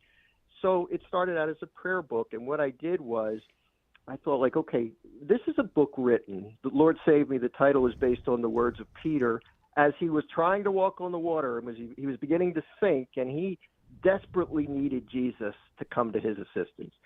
So I thought, there's got to be a book written for somebody who is in that type of situation. They're dealing with a struggle, they're dealing with some sort of a problem, and they really need Jesus to become real to them at this point in time so that they can say, Lord, save me. Because it's very easy to become overwhelmed by our problems, by our struggles in life. So much so that we lose sight of Jesus and how real he is to us, because we can see the problems. We can't necessarily see him with our eyes. So I broke it down into categories in this book: when you're doubtful, when you're afraid, when you're weak, when you're discouraged, when you're lonely. And I wrote a chapter on each of those anxiety-producing feelings, and I included several scripture quotes and a reflection. But most importantly, I included a prayer, a personal prayer, in each one of those reflections to give somebody an idea of here's how I would pray in this situation. And a lot of times I know when I've read the prayers that others have written, it helped form my own prayers. And I think wow, I never thought about saying that before. So it's essentially a prayer book for those who need Jesus to become real to them in the present moment. We pray one way, at least I do, and I don't necessarily like to admit this, but I pray one way when things are going great in my life. I pray, Lord, please bless me, bless my family, let this turn out well, let this go well. But when I'm desperate, when I have a medical crisis, or when I have a bill that I can't pay, or when I'm just really suffering with a sin that I can't overcome, I need Jesus to be real at that point. And that's when I desperately, so many times, use these words: Lord, save me. I'm dying here, Lord. You got to help me. So that's really the point of view for this book. That's beautiful, and I love how you're able to take your personal experiences and translate that in a way that the hope can help others and inspire others, because like a sort of drop of the stone into the pond, the ripple effects can be so powerful, with you taking that opportunity to be vulnerable and share the things that you've gone through, and provide that encouragement and that hope. Again, we come back to hope for others. So. And that's the goal. I want to be as transparent as possible and vulnerable. And people have told me, Gary, that's what I like about you. You're honest. And I look, if I'm struggling with something, I want to let people know I'm struggling with this. This is hard. And I don't want to come across as a phony. I want to come across as somebody who really does trust Jesus, but maybe sometimes I don't trust him as much as I should. And I think people seem to like that. They like the honesty. And it helps me, too, because the Lord's been very good to me, and I want to let other people know that he can do the same for them. And I want to let them know what I go through, because I've listened to and read the works of people. Sometimes they just seem they have it all together, and I think, you know what, this person's too perfect. I don't want to – either they're not telling the truth or I am not in their league. So by trying to be as honest as possible, I think people can relate to me, and that seems to be the case. So again, the Lord's blessed me with the opportunity to be on numerous radio programs, to write these books, and to speak around the country to try to let people know what I've gone through and how Jesus has helped me. And the whole goal is to help them realize that he can help them too. Yeah. Now, I know that you do speaking events and you go around various places. I know that primarily that's Advent and Lent and all that. But right. One thing I wanted to kind of ask about, since you encounter so many people throughout, and we talk about this hope and worry and anxiety sort of thing, do you see an increasing amount of anxiety to younger people, younger adults, as they encounter our culture as they grow? Oh, absolutely, Deacon, absolutely. And it's not just younger people, it's people in general. And I think one of the reasons is this access to information that we have. And it's not, for the most part, it's not good information. One of the great things about Catholic radio, what you're doing, and other Catholic radio stations across the country, is that you're giving the full truth. You're not hiding the truth. You're giving the fact that, yes, this is a broken world, there are problems, but the full truth is that Jesus Christ has overcome the world, and he's the answer. When you look at the media in general, you get all the bad stuff. This world is broken, there's terrible things going on, but you don't get the truth oftentimes that Jesus is the answer. So you're giving the full truth, and a lot of times what we get out there from the other media sources is a partial truth, and it's all negative. So with our increasing access to information, you can't go anywhere without being frightened. It seems like you get, even if it's weather-related concerns, we have so much information now that it's just difficult to maintain your sense of peace. And young people are especially susceptible because they are really tapped into social media. So it's very difficult to find some quiet space sometimes and time with the Lord, and to withdraw from the craziness of the world. And again, what you're doing is you're bringing the gospel message to people who might not ordinarily hear it, and that is absolutely needed right now. I agree. I couldn't concur any stronger with that. And I tell you, it is a joy, the being able to do the heavy lifting, so to speak, for so many of our listeners and our donors who are invested into this project that we call Holy Family Radio. And so we invite everybody to join the family now at Holy Family Radio by dialing. Does anybody really dial? I mean, that's an old term. Like, remember the rotary sort of thing, right? Yeah. And But yet we still use that. we still use that, don't we? making a call. Just like we talk about footage. Who uses? I mean, there's no such thing as footage anymore, really, Yeah. right? Yeah. When it's digital. But I digress. 888-287-0655. 888-287-0655. Also go online to our website, holyfamilyradio.fm. You can get access to our online form that you can donate one time or recurring, whichever. But if you're a new donor, you get a book. The early church was the Catholic Church by Joe Heschmeyer. And we have some other things that we can talk about. But right now, we're talking with Gary Zimek and talking about a lot of the things that he's encountered and does. And he does so much. And so what are you got coming up here in the last half, not the last half, of the last quarter of 2025? Well, Deacon, I'm going to be, as you mentioned before, I get busy during Advent, so I have my Advent missions lined up. I wrote my last book prior to this one was Find Peace in Advent. So most of my most successful book was Give Up Worry for Lent. I always wanted to do something for Advent to try to match that. So as a result, I'm doing some speaking in Advent. And then, believe it or not, I'm gearing up for Lent already. And as you said, I do speak throughout the year, but it really gets a lot busier during Advent and Lent. And I always have to stay ahead of the curve.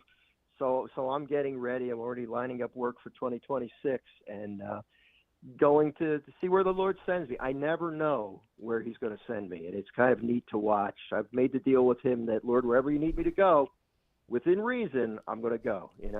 So I often get sent to the really cold places in the winter, but that's fine. If that's okay, although this year in 2026, I am going to Florida in the winter. So that'll be a nice treat. But wherever he needs me to go, I'm going to go. I swore I heard seagulls at some point. In the background there. Yeah. Are you in a lovely location right now? I'm in South Jersey, so Oh. right outside of Philadelphia. But it's a dreary day, but not too cold, and we're relatively close to the beach, about an hour and a half away, so relatively close. But that's just that some would be New a Jersey distance, birds yeah. you're hearing. All right. I was hopeful. Maybe you were out in San Diego since you were, No. the Sunrise Morning Show you said he was on this morning. Sunrise Okay, Morning for Show. a moment I was thinking it was Catholic Answers out in San Diego. Oh, well. Nope. I can dream for you. Yeah, Yeah. absolutely. I love San Diego, but you know what? I'm just so glad to be alive and to be doing the Lord's work and to be speaking with you. It really is an honor. When Deacon Jeff asked me to come on, I'm really honored, and I thank you so much. It's just, I still can't believe that the Lord is using me to do His work, but I told him as long as I can do it, I'm going to keep doing it. Lord, you send me, you give me the people, you give me the interviews, you send me where you want, and I'll keep doing it. That's All right. fantastic. That's your fiat. That's beautiful. Yep. Yeah.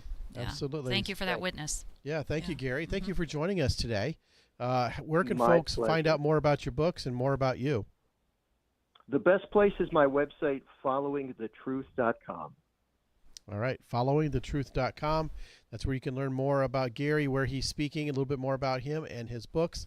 I highly encourage you to check out his books. He writes very relevant and very approachable books for you to be able to address those things, those troublesome things in your life that he's not only dealt with, but so many people have. So once again, Gary, thank you for joining us today, and God bless. My pleasure. Thank you, Deacon Jeff. Thank you, Kim. Keep up the good work. I'm praying for the success of your fundraiser. Thank Great. you. We Thank appreciate you. it. Thank you. All right, folks, Bye-bye. you're listening to the Spirit Drive here on Holy Family Radio, 888-287-0655, 888-287-0655. It's almost the top of the hour for 5 o'clock. Our last hour is up next. So we're gonna take a break. We'll bring in our last guest here today, Izzy Utendorf. Will be talking with us about her testimony and about her experiences, and talk about Catholic Youth Summer Camp, which is Damascus, which is an amazing place. And so many folks in this listening area have such great things to say about that. So I'm looking forward to this conversation. That's coming up after the break, though. But right now, you can make your phone call to 888-287-0655, and I will say it one more time, and I'll say it nice and slow, and I'll just kind of ease into it so that you can get the phone out of your pocket, wherever. Take a look, bring out that dial pad, and type 888-287-0655.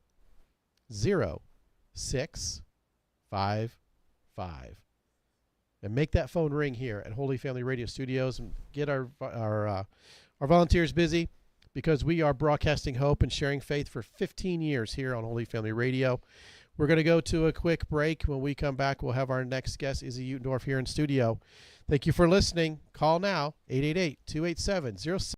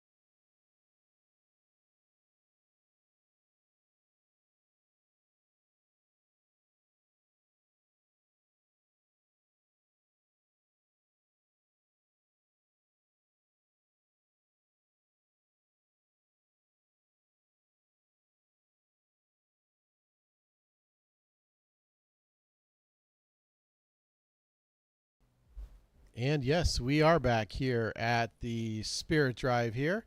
Thank you so much for listening. Thank you for joining us so far. If you've been listening to us, you know this is the start of our 11th hour here on our Spirit Drive today, day 1 of 3. So we've got tomorrow and Friday to raise $60,000.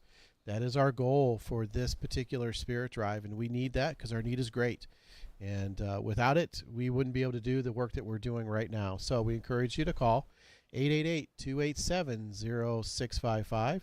That's 888-287-0655 because Holy Family Radio is broadcasting hope and sharing faith. And we've been doing that for 15 years now. 15 years that we've been engaging listeners, and we've got dozens and dozens of testimonials, letters, and other things that we received over the years in cards and letters, in returned pledge cards and those sorts of things that people tell us that they basically that they've been blessed by Catholic Radio, and that we need to keep on doing what we're doing. Yeah, so it's a great thing. The difference that Catholic Radio has made in their lives. And, you know, I was really struck when our last guest, Gary Zimek, talked about the fact that he was just randomly flipping channels in the car, happened upon a Catholic radio station, and what a difference that made in his life, how it transformed his life. Mm-hmm. And ultimately, you know, he has found himself in full-time ministry in service of the Lord. And, you know, it just reminds me that, you know, saving one soul, touching one person, impacting one person's spiritual life, you know, that's enough. That's beautiful. If that's all this ever does, that's fantastic. But who might be the next Gary Zimek that's out there whose spiritual life is not only touched, whose soul is not only touched, but who then engages in a ministry that then has that ripple effect that is out there impacting more people and impacting more people and impacting more people. And that's what Catholic Radio does. It is that, it's sort of like, you know, that quiet voice, that, you know, that private evangelist that you can listen to at your convenience, in your car, in your home, in your headphones, while you're doing your thing. But it can't exist without you. This station, this ministry is 100% listener supported, and that's why we come to you once a year or once every year and a half and plead for your support, both your spiritual support and your financial support. 888-287-0655. That is the phone number. We have volunteers out there. Let's keep them busy for this last 45 minutes of day 1 of the Spirit Drive. Give them a call right now. 888-287-0655. Right. We talked a little while ago about a matching fund that we had, the $2,000, and we've got it. We've got the rest of it. Thank you so much for that. Our volunteers are celebrating there on the other side of the window. Thank goodness they finally had something to do. So thank you so much, folks. This is one thing that we like to do. We like to have some fun. And we like to fun. tease them. Yeah, we do like to tease them. They do an awful lot. They do an awful lot, yes. But this is tougher. So kudos to us. Anyhow, 888-287-0655. 888-287-0655. Our total stands at $33,635 of the $60,000 goal. So we're at 56% of our goal. When we started today, we were at about 32%, about a third. So now we're over half. So we have done an awful lot today. Thank you so much to everybody who's donated. Thank you so much. So we've got donations from St. John's in Glandorf, multiple folks from there. Holy Family New Cleveland, St. Mary's in Leipzig, Saints Peter and Paul, along with St. Charles in Lima, St. Michael's in Calida, a couple of those, St. Wendelin in Fostoria, and many, many others. So thank you so much for all of that. We want to hear from more of you who are listening in our other areas. 888-287-0655. Thank you so much for listening, and you can share with us today. We especially need to hear from our listeners on the new signal, the new station out in the Fostoria, Tiffin area. Mm-hmm. We have a goal to receive 25 new donors from that listening area. It's one of the only ways we know you're listening is when you call in and make that donation. You know, in this era where it seems like somebody's always watching, somebody always knows, what you're doing and where you are and everything. Radio is one of those few things where we don't have a way of knowing who's listening.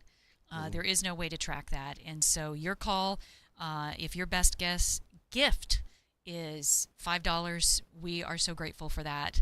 The next person's best gift may be $50, and the one after that may be $500. We gratefully accept all of your donations, all of your support, be it spiritual, be it financial. We need you. We can't do this without you. 888-287-0655. All right, now it's time to bring in our next guest, our final guest for day one here of the Spring Spirit Drive. And we are pleased to be joined in the studio by Izzy Utendorf. She is a student at Aldo Glandorf High School, and I was drawn to invite her to be on the Spirit Drive today because she stood up in faith and offered a testimony at my home parish in St. Peter and Paul that I think moved a lot of people. So I thought, you know what, I think our listeners would like to hear what she has to say and share with us today. So welcome, Izzy. Thank you, Deacon Jeff. So make sure you speak up, right? Yeah. All right. Good deal. We appreciate you so much being here today.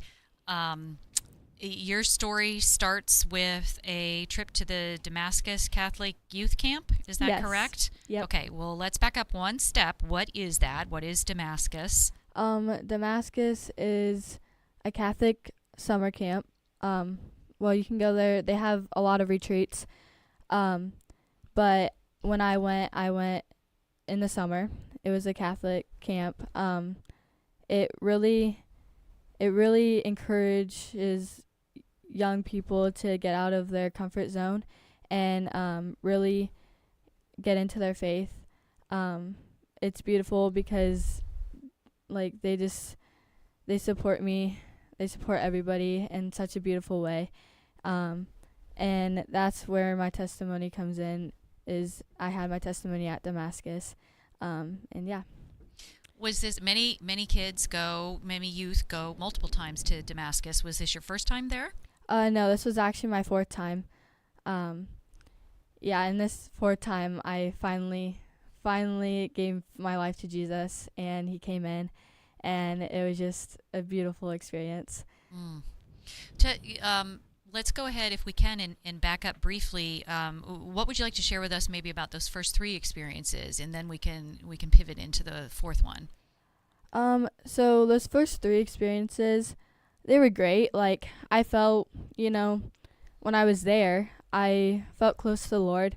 But whenever I came back home, I just fell back into my old habits, my old, I didn't, I would start I would start something for 2 days and then I would fail, and I would never go back to it. But this fourth time was just different. And I came back home and I actually did something about it. And, I'm doing what Jesus is calling me to do now, finally. Well, tell us a little bit more about it then. Tell us what happened during this most recent time at Damascus. So at Damascus, it was Thursday night, and we had prayer ministry. If you don't know what that is, it's everybody in your small group lays a hand on you and they pray over you.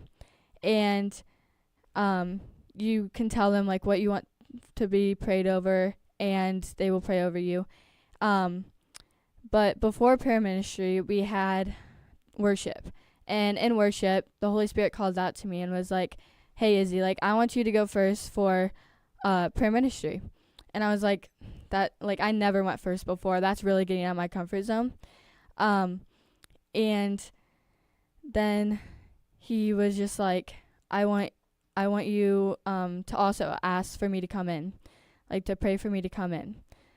And I was like, "Okay, Lord, yes, I trust you. I will do what you say." And then right after that, we had a speaker. And this speaker was so good. I want to share a verse that they shared with me that really just touched my heart. John 16:7. "Nevertheless, I tell you the truth. It is to your advantage that I go away. For if I do not go away, the Counselor will not come to you. But if I go, I will send him to you. The Counselor is the Holy Spirit, guys. And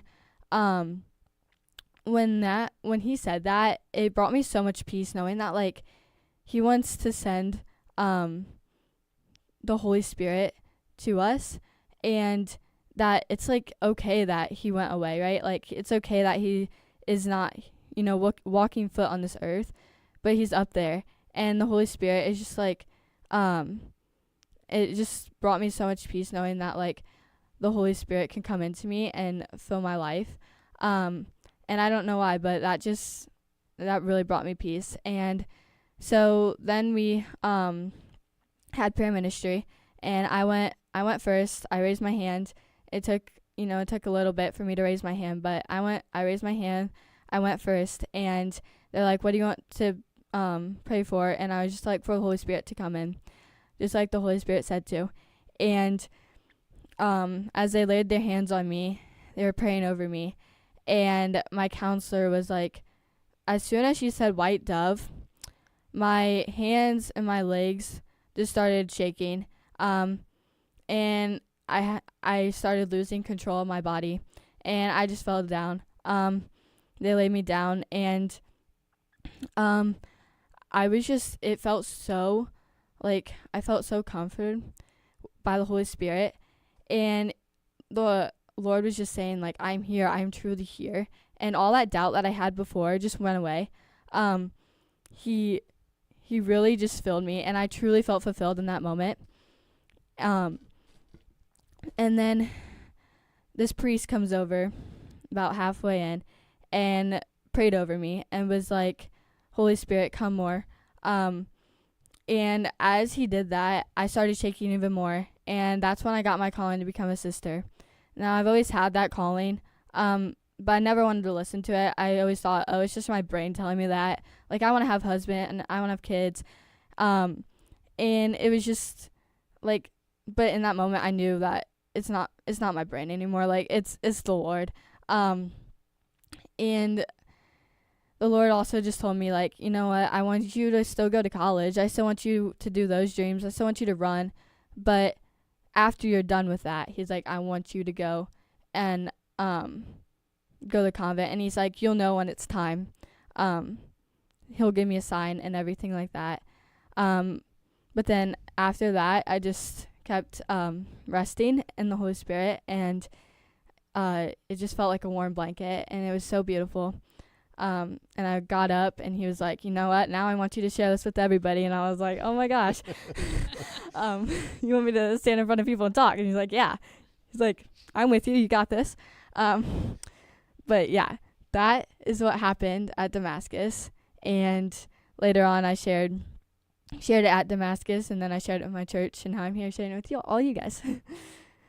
So how is that going for you then? It's actually really going very good. I'm started after Damascus, I started coming home, reading my Bible every day, just giving him time to talk to me, and me talk to him. Talking to him like a friend is so much easier than like trying to be like, like try to be all professional. Like, you don't have to be professional. Come to him as you are, literally. Like, I was a wreck before Camp Damascus, and he still said, come follow me, right? It doesn't matter what place you are in. He wants everybody to go to him. Like, he wants everybody to follow him. So you're never not too good enough, or you're never not good enough for him, because everybody's good enough for him, and he wants the sinners. He doesn't want the people that are all perfect. And yeah. Very interesting. Now, a question I have for you is that now, how long ago was this? This was just this past summer? Yeah. Okay. In June. In June. Okay. Yeah. So now that you've come back and now you started school, mm-hmm. what's been the reaction of your friends to this? I mean, has that changed that for you? My friends actually have been very supportive, actually. They have, they went to my testimony, and they were just, I don't know, they were just so supportive. And they were just like, wow, this is so beautiful, but the Lord also did tell me, you might have some people that are like, they might not be friends with you anymore and whatever, and you're gonna have people that don't like you, and that's okay. And he's like, the only thing that matters is that what I think of you.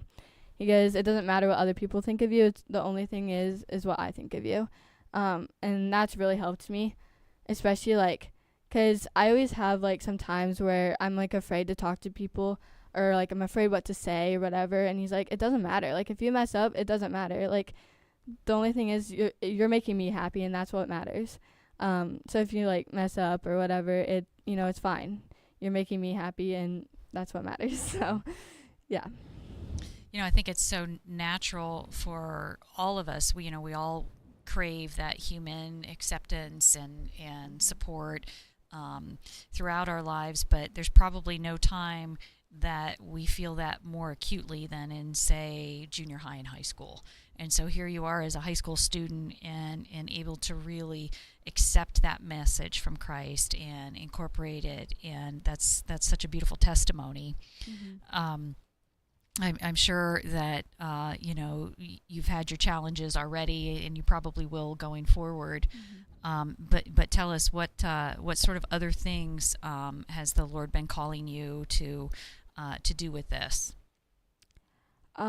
He just said he really just wants me to get out to as many people as possible. But there is one thing that the Lord has really put on my heart lately, and it's the people in this world.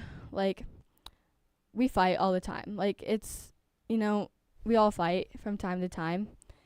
And the Lord was just like, it's just gotten to be a big problem. And the Lord told me that when we fight, like, we're not gonna, like, whatever we're fighting over, when we get up to heaven, we're not gonna have that.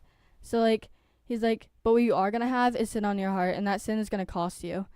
And, like, he's like, so just stop fighting. Like, it's hard, but there's a good example in the Bible where, the whole crowd was yelling, crucify him, crucify him, crucify him. And Jesus stood there silent. And that's so hard, because how many of us like sit there when somebody is annoying us or, being mean to us, and we sit there silent? No, like we yell at them, right? We either yell at them or tell them to stop. But Jesus had his life on the line, and he did not say a word. But he had so much trust and love in our God that he was willing, to be silent and just trust God and keep his eyes on God, and not focus on what people around him are doing, saying, like, it, and he also, because I struggle to fight with my sister a lot, and he's brought me some things to help me. And he was like, when you are, when you really want to yell at your sister, close your eyes and yell call out to him and just ask him for help, ask him for guidance. And I've done that a couple of times, and it's helped. And I still fight with my sister, but it's getting to be better. And he also told me to think of everybody as I'm speaking to him. Like, think of everybody as Jesus, even though they're not going to give me the same response as Jesus would. But just to think of them as Jesus is so much better. I like to say, like, if you want to say it to Jesus, don't say it at all. And I think that's beautiful, because, like, you want to yell at Jesus, but you might yell at your sister. But, like, yeah. And it's like, it doesn't, like, it doesn't matter. Like, you want to yell at them so bad, but is it really worth it? Is it really worth not getting to heaven? No. But in that moment, it might seem like the right thing to do, but it's really not. And I think if we can just remember that Jesus, like, if we would remember that how Jesus stayed silent, when his life was on the line. If we just remember that when we want to yell at somebody else, I think it'll help us so much more to not fight, and yeah. Whatever you do to the least of these, you do to me. That's right. Is kind of what you're saying. Yeah. Yeah. That's fantastic. But I was kind of curious how it among siblings. It's one thing among friends, but how it's going among siblings. Yeah. That's, I think, where the Lord can challenge us the most sometimes with the people closest to us. Yeah. Absolutely. So this is the Spirit Drive here on Holy Family Radio, 888-287-0655. It is the last half hour of our first day already. It's all we have left for our volunteers to be able to take your phone call to 888-287-0655. That's 888-287-0655. 888-287-0655. Go online to our website, holyfamilyradio.fm, holyfamilyradio.fm, and give your best gift to us and allow us to support and continue this mission of Holy Family Radio, encountering more people each and every day, broadcasting hope and sharing faith. Now for 15 years, we want to go for 16, and then 17, then 18. So our volunteers are over there mocking me now, saying, make the phone ring, Deacon Jeff, make the phone ring. I can't make the phone ring, but maybe the Holy Spirit can inspire someone to do that right now. 888-287-0655, 888-287-0655. You know, one of the keys for us as God's children is to be docile to His will, to be like a child, to give it up for Him, so to speak, right? And a lot of times it takes a letting go of ourselves. We have to empty ourselves in order to give Him room to to do whatever. We can't give what we don't have, and I can remember when I was taking care of my grandmother, and we were going to her house 3 times a day, and it was not easy for me to do at all, but it's something I had to do because one day I was leaving after giving her supper, because we went there 3 times a day to make sure she had a meal and make sure she was going to the bathroom and all that. Medication, all of that. Yeah, but she was in her late 80s, 90s. She didn't take any medication. That's amazing. She's one of those people. You take her to the doctor, and then it's like, okay, what medications are you on? And she'll be like, none. And then they look at you and go, okay, what she medication really is she on? It's Right. like, no, she's telling you the truth. She does not have any. But yeah, I remember leaving going, if I didn't do this, then no one else was going to her house. No one else was serving her. And that's an emptying. We have to die to ourselves in some ways. And so that's not an easy thing to do, is it? Mm-mm. It took you 3 trips, right? Yeah. And you have to trust, right? Yeah. You said that you're being called to religious life and that He will let you know when. But I'm curious if that means right now that you're potentially exploring, different orders, or is it more no, He's not calling you to do that just yet. He'll let you know when He is. He's not calling me yet, to any more, but He was just like, after college, He's like, you'll know the time. So I'm just trusting Him and trusting the process, and I will just be waiting for that sign, and one day He'll give me it, and yeah. That's beautiful. It Yep. is. You stay open to that voice Yep. speaking to you the way you've been open from this experience, and yeah, He'll let you know when the time is. Yeah. Mm-hmm. So since you've been to Damascus, several times now, I would assume you highly recommend it for parents to bring their children there. What can you tell us about what happens at Damascus Camp? What are they going to encounter while their children are there? So the first thing, we go to Mass every single day. It is awesome. We worship every single night. We have adoration most of the nights. I can't remember if it was all the nights but it was a lot of nights. And it's so beautiful. We also have small group where we process the night and we process the day, and whatever thoughts we have on our mind, we can tell our counselor and they can help us also.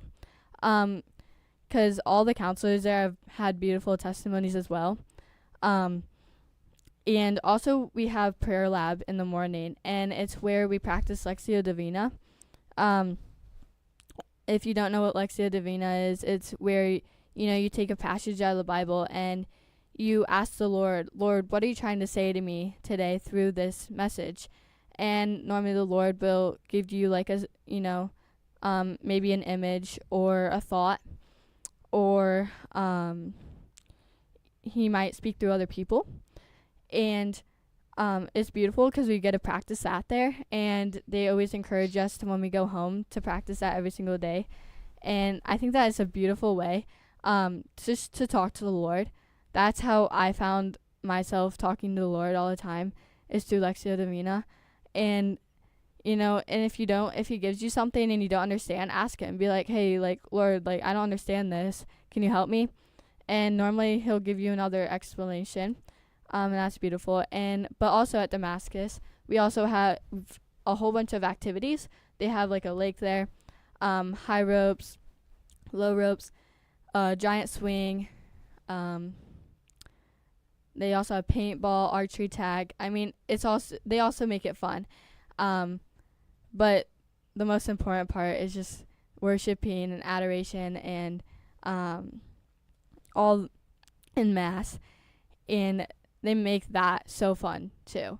It's just like you find your love and your passion for the Lord back, and then you bring it home. And it's really easy to come back home after that and not pursue on with it, because it's not like everybody there is so like open and whatever. But when you go back home, they're not, people aren't open as much, and you might be a little bit afraid to proclaim your faith. But don't be, because it's literally like you're doing it for Jesus. You're not doing it for anybody else. That's like the most beautiful thing ever. It's just all you have to do is live for Jesus, and you will find him. You'll find God. Like it's beautiful. Yeah.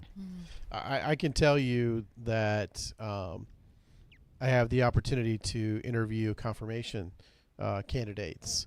And when we do that, we ask them what they've learned and kind of what they know. And one of the things that's required, at least for this particular parish, is that they go to a retreat at Damascus. And a number of these same kids go to summer camp as well. Every single one of them mentioned that they loved going to Damascus. They loved going to the camp.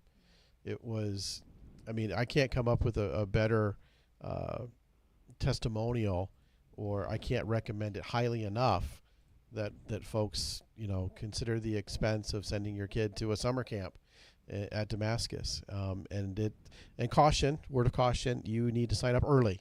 Yeah, Yes. You have to it sign fills up very up. early. Like, you need to know what day and be ready at midnight or something like that. It is crazy, right? Yeah, you have to be on there right as it opens up, because there's only so many spots. Do you know when it opens for each year? I am not for sure, but it's early. It's like early. January or something. I was thinking it was December or January. Yeah, it's early. It's very early. Yeah. But yeah, these kids they encounter so much. I would call it's a fully they encounter what it means to be Catholic there, because of Mass, because of adoration, because they you mentioned worship, which is that's music, right? Yeah. So it's praise and worship sort of music, and they don't mix the two, right? Mass is one thing. Yep. The praise and worship is something separate. It's not confused, is it? Nope. No. So they also have beautiful speakers there too. Yeah. They're so good. Like I got something out of every single speaker that I heard my 4th year of going, and even my years before that. But I don't know, this last year, but I also had the mentality going into this camp, like, you know what, I really, really want to get in a better relationship with the Lord. Before, the times before, I'm I wasn't I really want to get into a relationship with the Lord. I was just kind of hanging back. But this time I'm I really want to, because in the spring I was struggling so hard with my faith, with doubt and everything like that. But I was just I'm ready for this. I'm ready. I'm now ready to give my life to the Lord. Yeah. And I came in with the mentality I need to get something out of this Yeah. and listen and actually pray when they say pray, you know. Right, yeah. 'Cause some of us sit there and we don't do anything, you know, mess Right. around. But That's one thing I counsel when kids are preparing for a sacrament. It's mhm. like, on Sunday, whenever you go and the bishop or whoever his representative is anoints you with oil and everything else, you will get out of it as to how much you open up your heart to it, Yeah. to how open you are to receiving whatever it is that he's giving you. I Yeah. said, because you can go and it's like checking a box. That's fine. Mhm. But if you really truly want him, Yeah. you will encounter give it to you. something Yeah. with that, right? Yeah. That is 100% correct. Yes. So the disposition about which you encounter a sacrament, and that's true with Mass too, right? Yeah. Being able Yeah. to receive him every week in Mass, how we dispose ourselves for that Mhm. is a big thing. Yeah. And actually like listening and when you're at Mass and really just like, you know, after you receive Jesus, like thank him for coming into you, and, you know, just pray for a good week, pray for, it's beautiful when Yeah. he's in you. Like Yeah. the presence of him is so beautiful and amazing. And like actually like just to be able to see that is just, Yeah. it's just, I don't know. Yeah. But yeah. I know it's great, right? It's Yeah. hard It's to- beautiful. It's beautiful. So now one more question that I have, and Mhm. Kim, you may have some more questions for her. Your parents. How did your parents receive this from you? I think at first they were kind of like, whoa. Like you're a totally different person now. So at first they were just kind of in shock, but I think now they're super proud of me, and they're like I think I've been inspiring them, and where like I'm trying to get them to go to adoration with me and confession, and we go to Mass together, but just to engage and like do it together and not like on our own, and like try to like pray at night with them. Mhm. I've been trying to start that with them, and my sister too.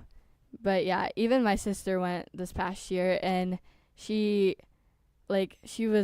told my mom when she came back, she's like, "Mom, I cried." And my mom's like, "Why'd you cry?" And she goes, "I felt so close to the Lord." And like that coming from my sister is crazy because yeah, she's not that person that's just like, I'm crying because the Lord's with me, She's a little feisty sometimes, but I she got kinda that the red sense. hair, Yeah. Yeah. Yeah, she served at 4:00 Mass on Saturday for somebody, and she let me know I'm serving for somebody else, and all that. So I kind of got that Yep. from that. So hopefully she Yeah. was listening to my homily. Who knows? Yeah, hopefully. She was sitting right behind me when I was doing it, I was delivering it. So Yeah. you're listening to Spring Spirit Drive here on Holy Family Radio. 888-287-0655. 888-287-0655. You have 15 minutes to make that phone call. You can donate online anytime, but you have 15 minutes to make a phone call. 888-287-0655. Maybe you want to make a donation now in Thanksgiving for this amazing testimony we're hearing from Izzy Utendorf right now, from a young person who has encountered Jesus in a very deep and profound way, who has wisdom through the graces that she's received, through the Holy Spirit. In Thanksgiving for that, let's sow more seeds into this, because Catholic radio is a key part of that. In fact, there's Dan DeMatte, who's the founder of Damascus Summer Camp. He has got a podcast on EWTN radio. It's on the weekends. It's called Damascus, I think, or Encountering Damascus, something like that. Anyhow, we have that, so we are certainly bought into this whole entire thing. So Yeah. 888-287-0655. 888-287-0655. If this story from a younger person doesn't inspire hope, I don't know what Yeah, could. hope for the future. Yeah, that's our theme. It's the Jubilee Year of Hope. We are broadcasting hope and sharing faith. Just heard that phone ring. Hopefully that is somebody making a donation in Thanksgiving for this beautiful story that we've heard from Izzy Udendorf today. 888-287-0655. There is still a line at least, maybe another open for you to call and pledge your support to your Catholic radio station. 888-287-0655. So after this mountaintop experience that you've had, Izzy, has it felt a little bit like, returning to the doldrums, or not at all, because you're so transformed that you're still in the mountains? I've actually realized like 3 things from like coming back from Damascus, like these last how many months I've been back from there. And the one thing is I understand scripture a lot better. You can just give me a scripture and I can explain it to you, and like before Damascus, I can never understand scripture. Second thing is like I realize my distractions in life. He like calls out to me. He's like, hey, like, you need to stop doing this, or that. I can hear his voice a lot clearer. And the third thing is when I sin. When I sin, either right before or right after. Right before, he'll be like, hey, just chill, like, calm down, let's talk about this. Right after, he's like, if I sin, he'd be like, okay, was that really necessary? Like, let's work through this. And, just asking him for guidance, like, on how, like, to, like, not, he's giving me a lot of tips and tricks of how to, like, cope with, like, my sin, like, to not do it anymore. And it's working. It's a slow process, but, you should just keep persevering and working through it. To the end, like, he will, you'll find everlasting joy. But yeah, I really felt like I haven't, fallen back too much. Maybe just a little bit, like, with my, distractions and stuff, but he's making them clear to me, and I'm working through them, and I'm like, okay, now I need to shut off my phone, go read my Bible, and ever before that, like, I can never hear his voice through my phone, right? And now, like, now I watch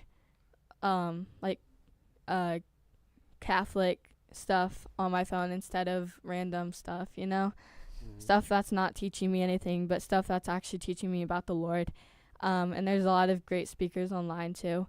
So if you're ever feeling doubt or ever feeling like, you just need a little boost, even just going online and looking up some speakers, Catholic speakers, like, it's just beautiful because it gets you in the right mood. Or also just like looking up Eucharistic miracles. I don't know why, but I do know why.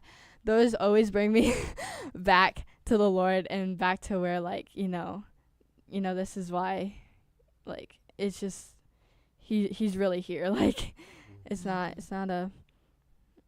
like a fake thing, he's really here, and it's just, I don't know. It's beautiful.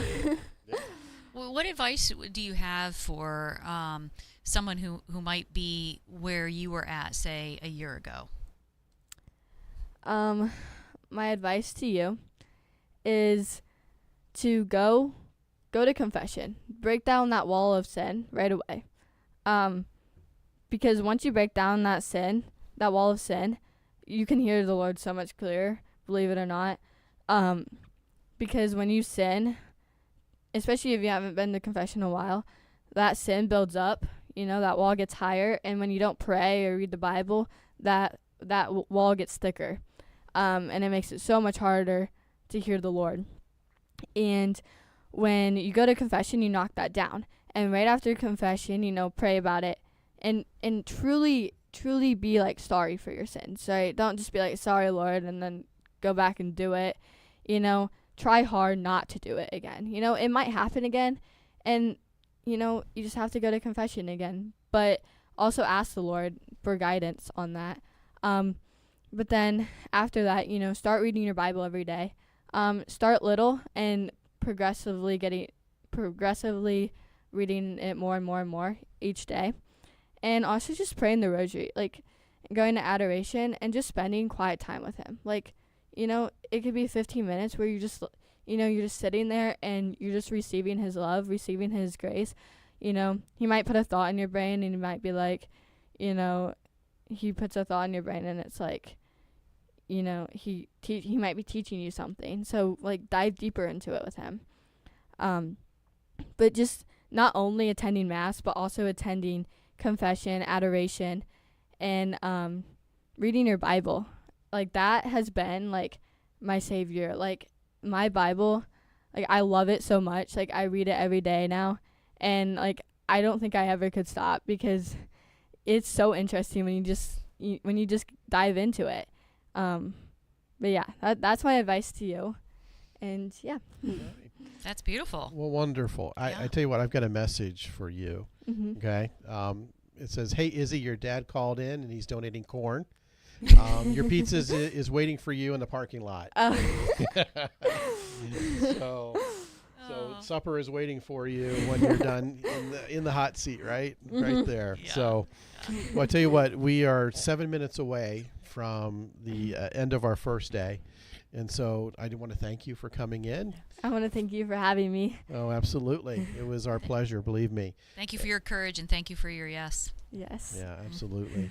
To be able to share that with our listeners. And this video will be recorded and we'll have a chance to share that and see where else this might go. So thank you once again. Yep. And we need to wrap up. I see Father Matt's over there. He's going to be taking the Eucharist back over to church to repose.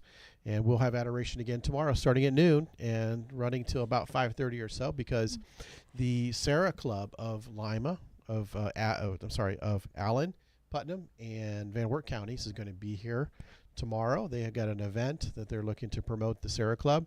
We'll talk to Barry McCullough around 3 o'clock, and we're going to be talking to Karen Holman, the founder of Do Good Ministries, Do Good in His Name Ministries, and the Do Good Restaurant down in Osgood, Ohio.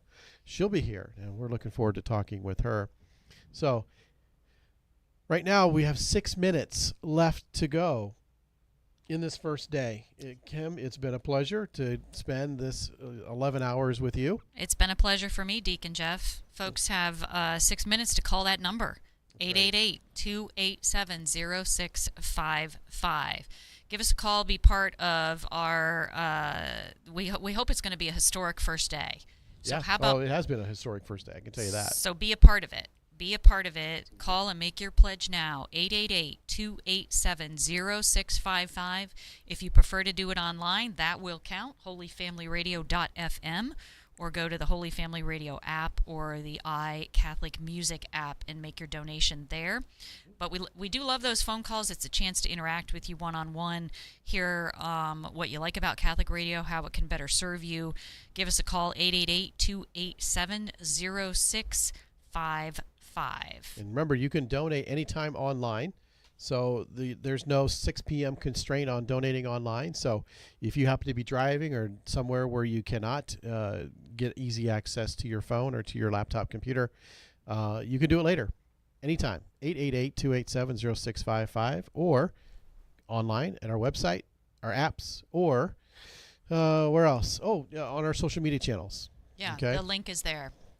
holyfamilyradio.fm is the name of the website, and go there, make your donation, check out some of the other content. Yeah. Yeah, Sorry. support Catholic Radio. Father Matt just walked through the studio with the monstrance and gave us a blessing, so thank you for that, Father Matt. That is very, very cool, and that is pretty much going to do it for us today. A little bit, about 3.5 minutes left to go. Just about enough time to get the full song of Counting My Blessings by Seth Schlieder to lead us out for today. I want to thank you so much for listening, folks. Tune back in tomorrow, 7 a.m., bright and early. We will be here and talking to you and asking you for your donations. So once again, this is Deacon Jeff along with Kim Schrader, along with our associate producer, Chris Acree in the studio, thanking you for tuning in and watching. Hopefully you'll join us tomorrow. Have a good evening.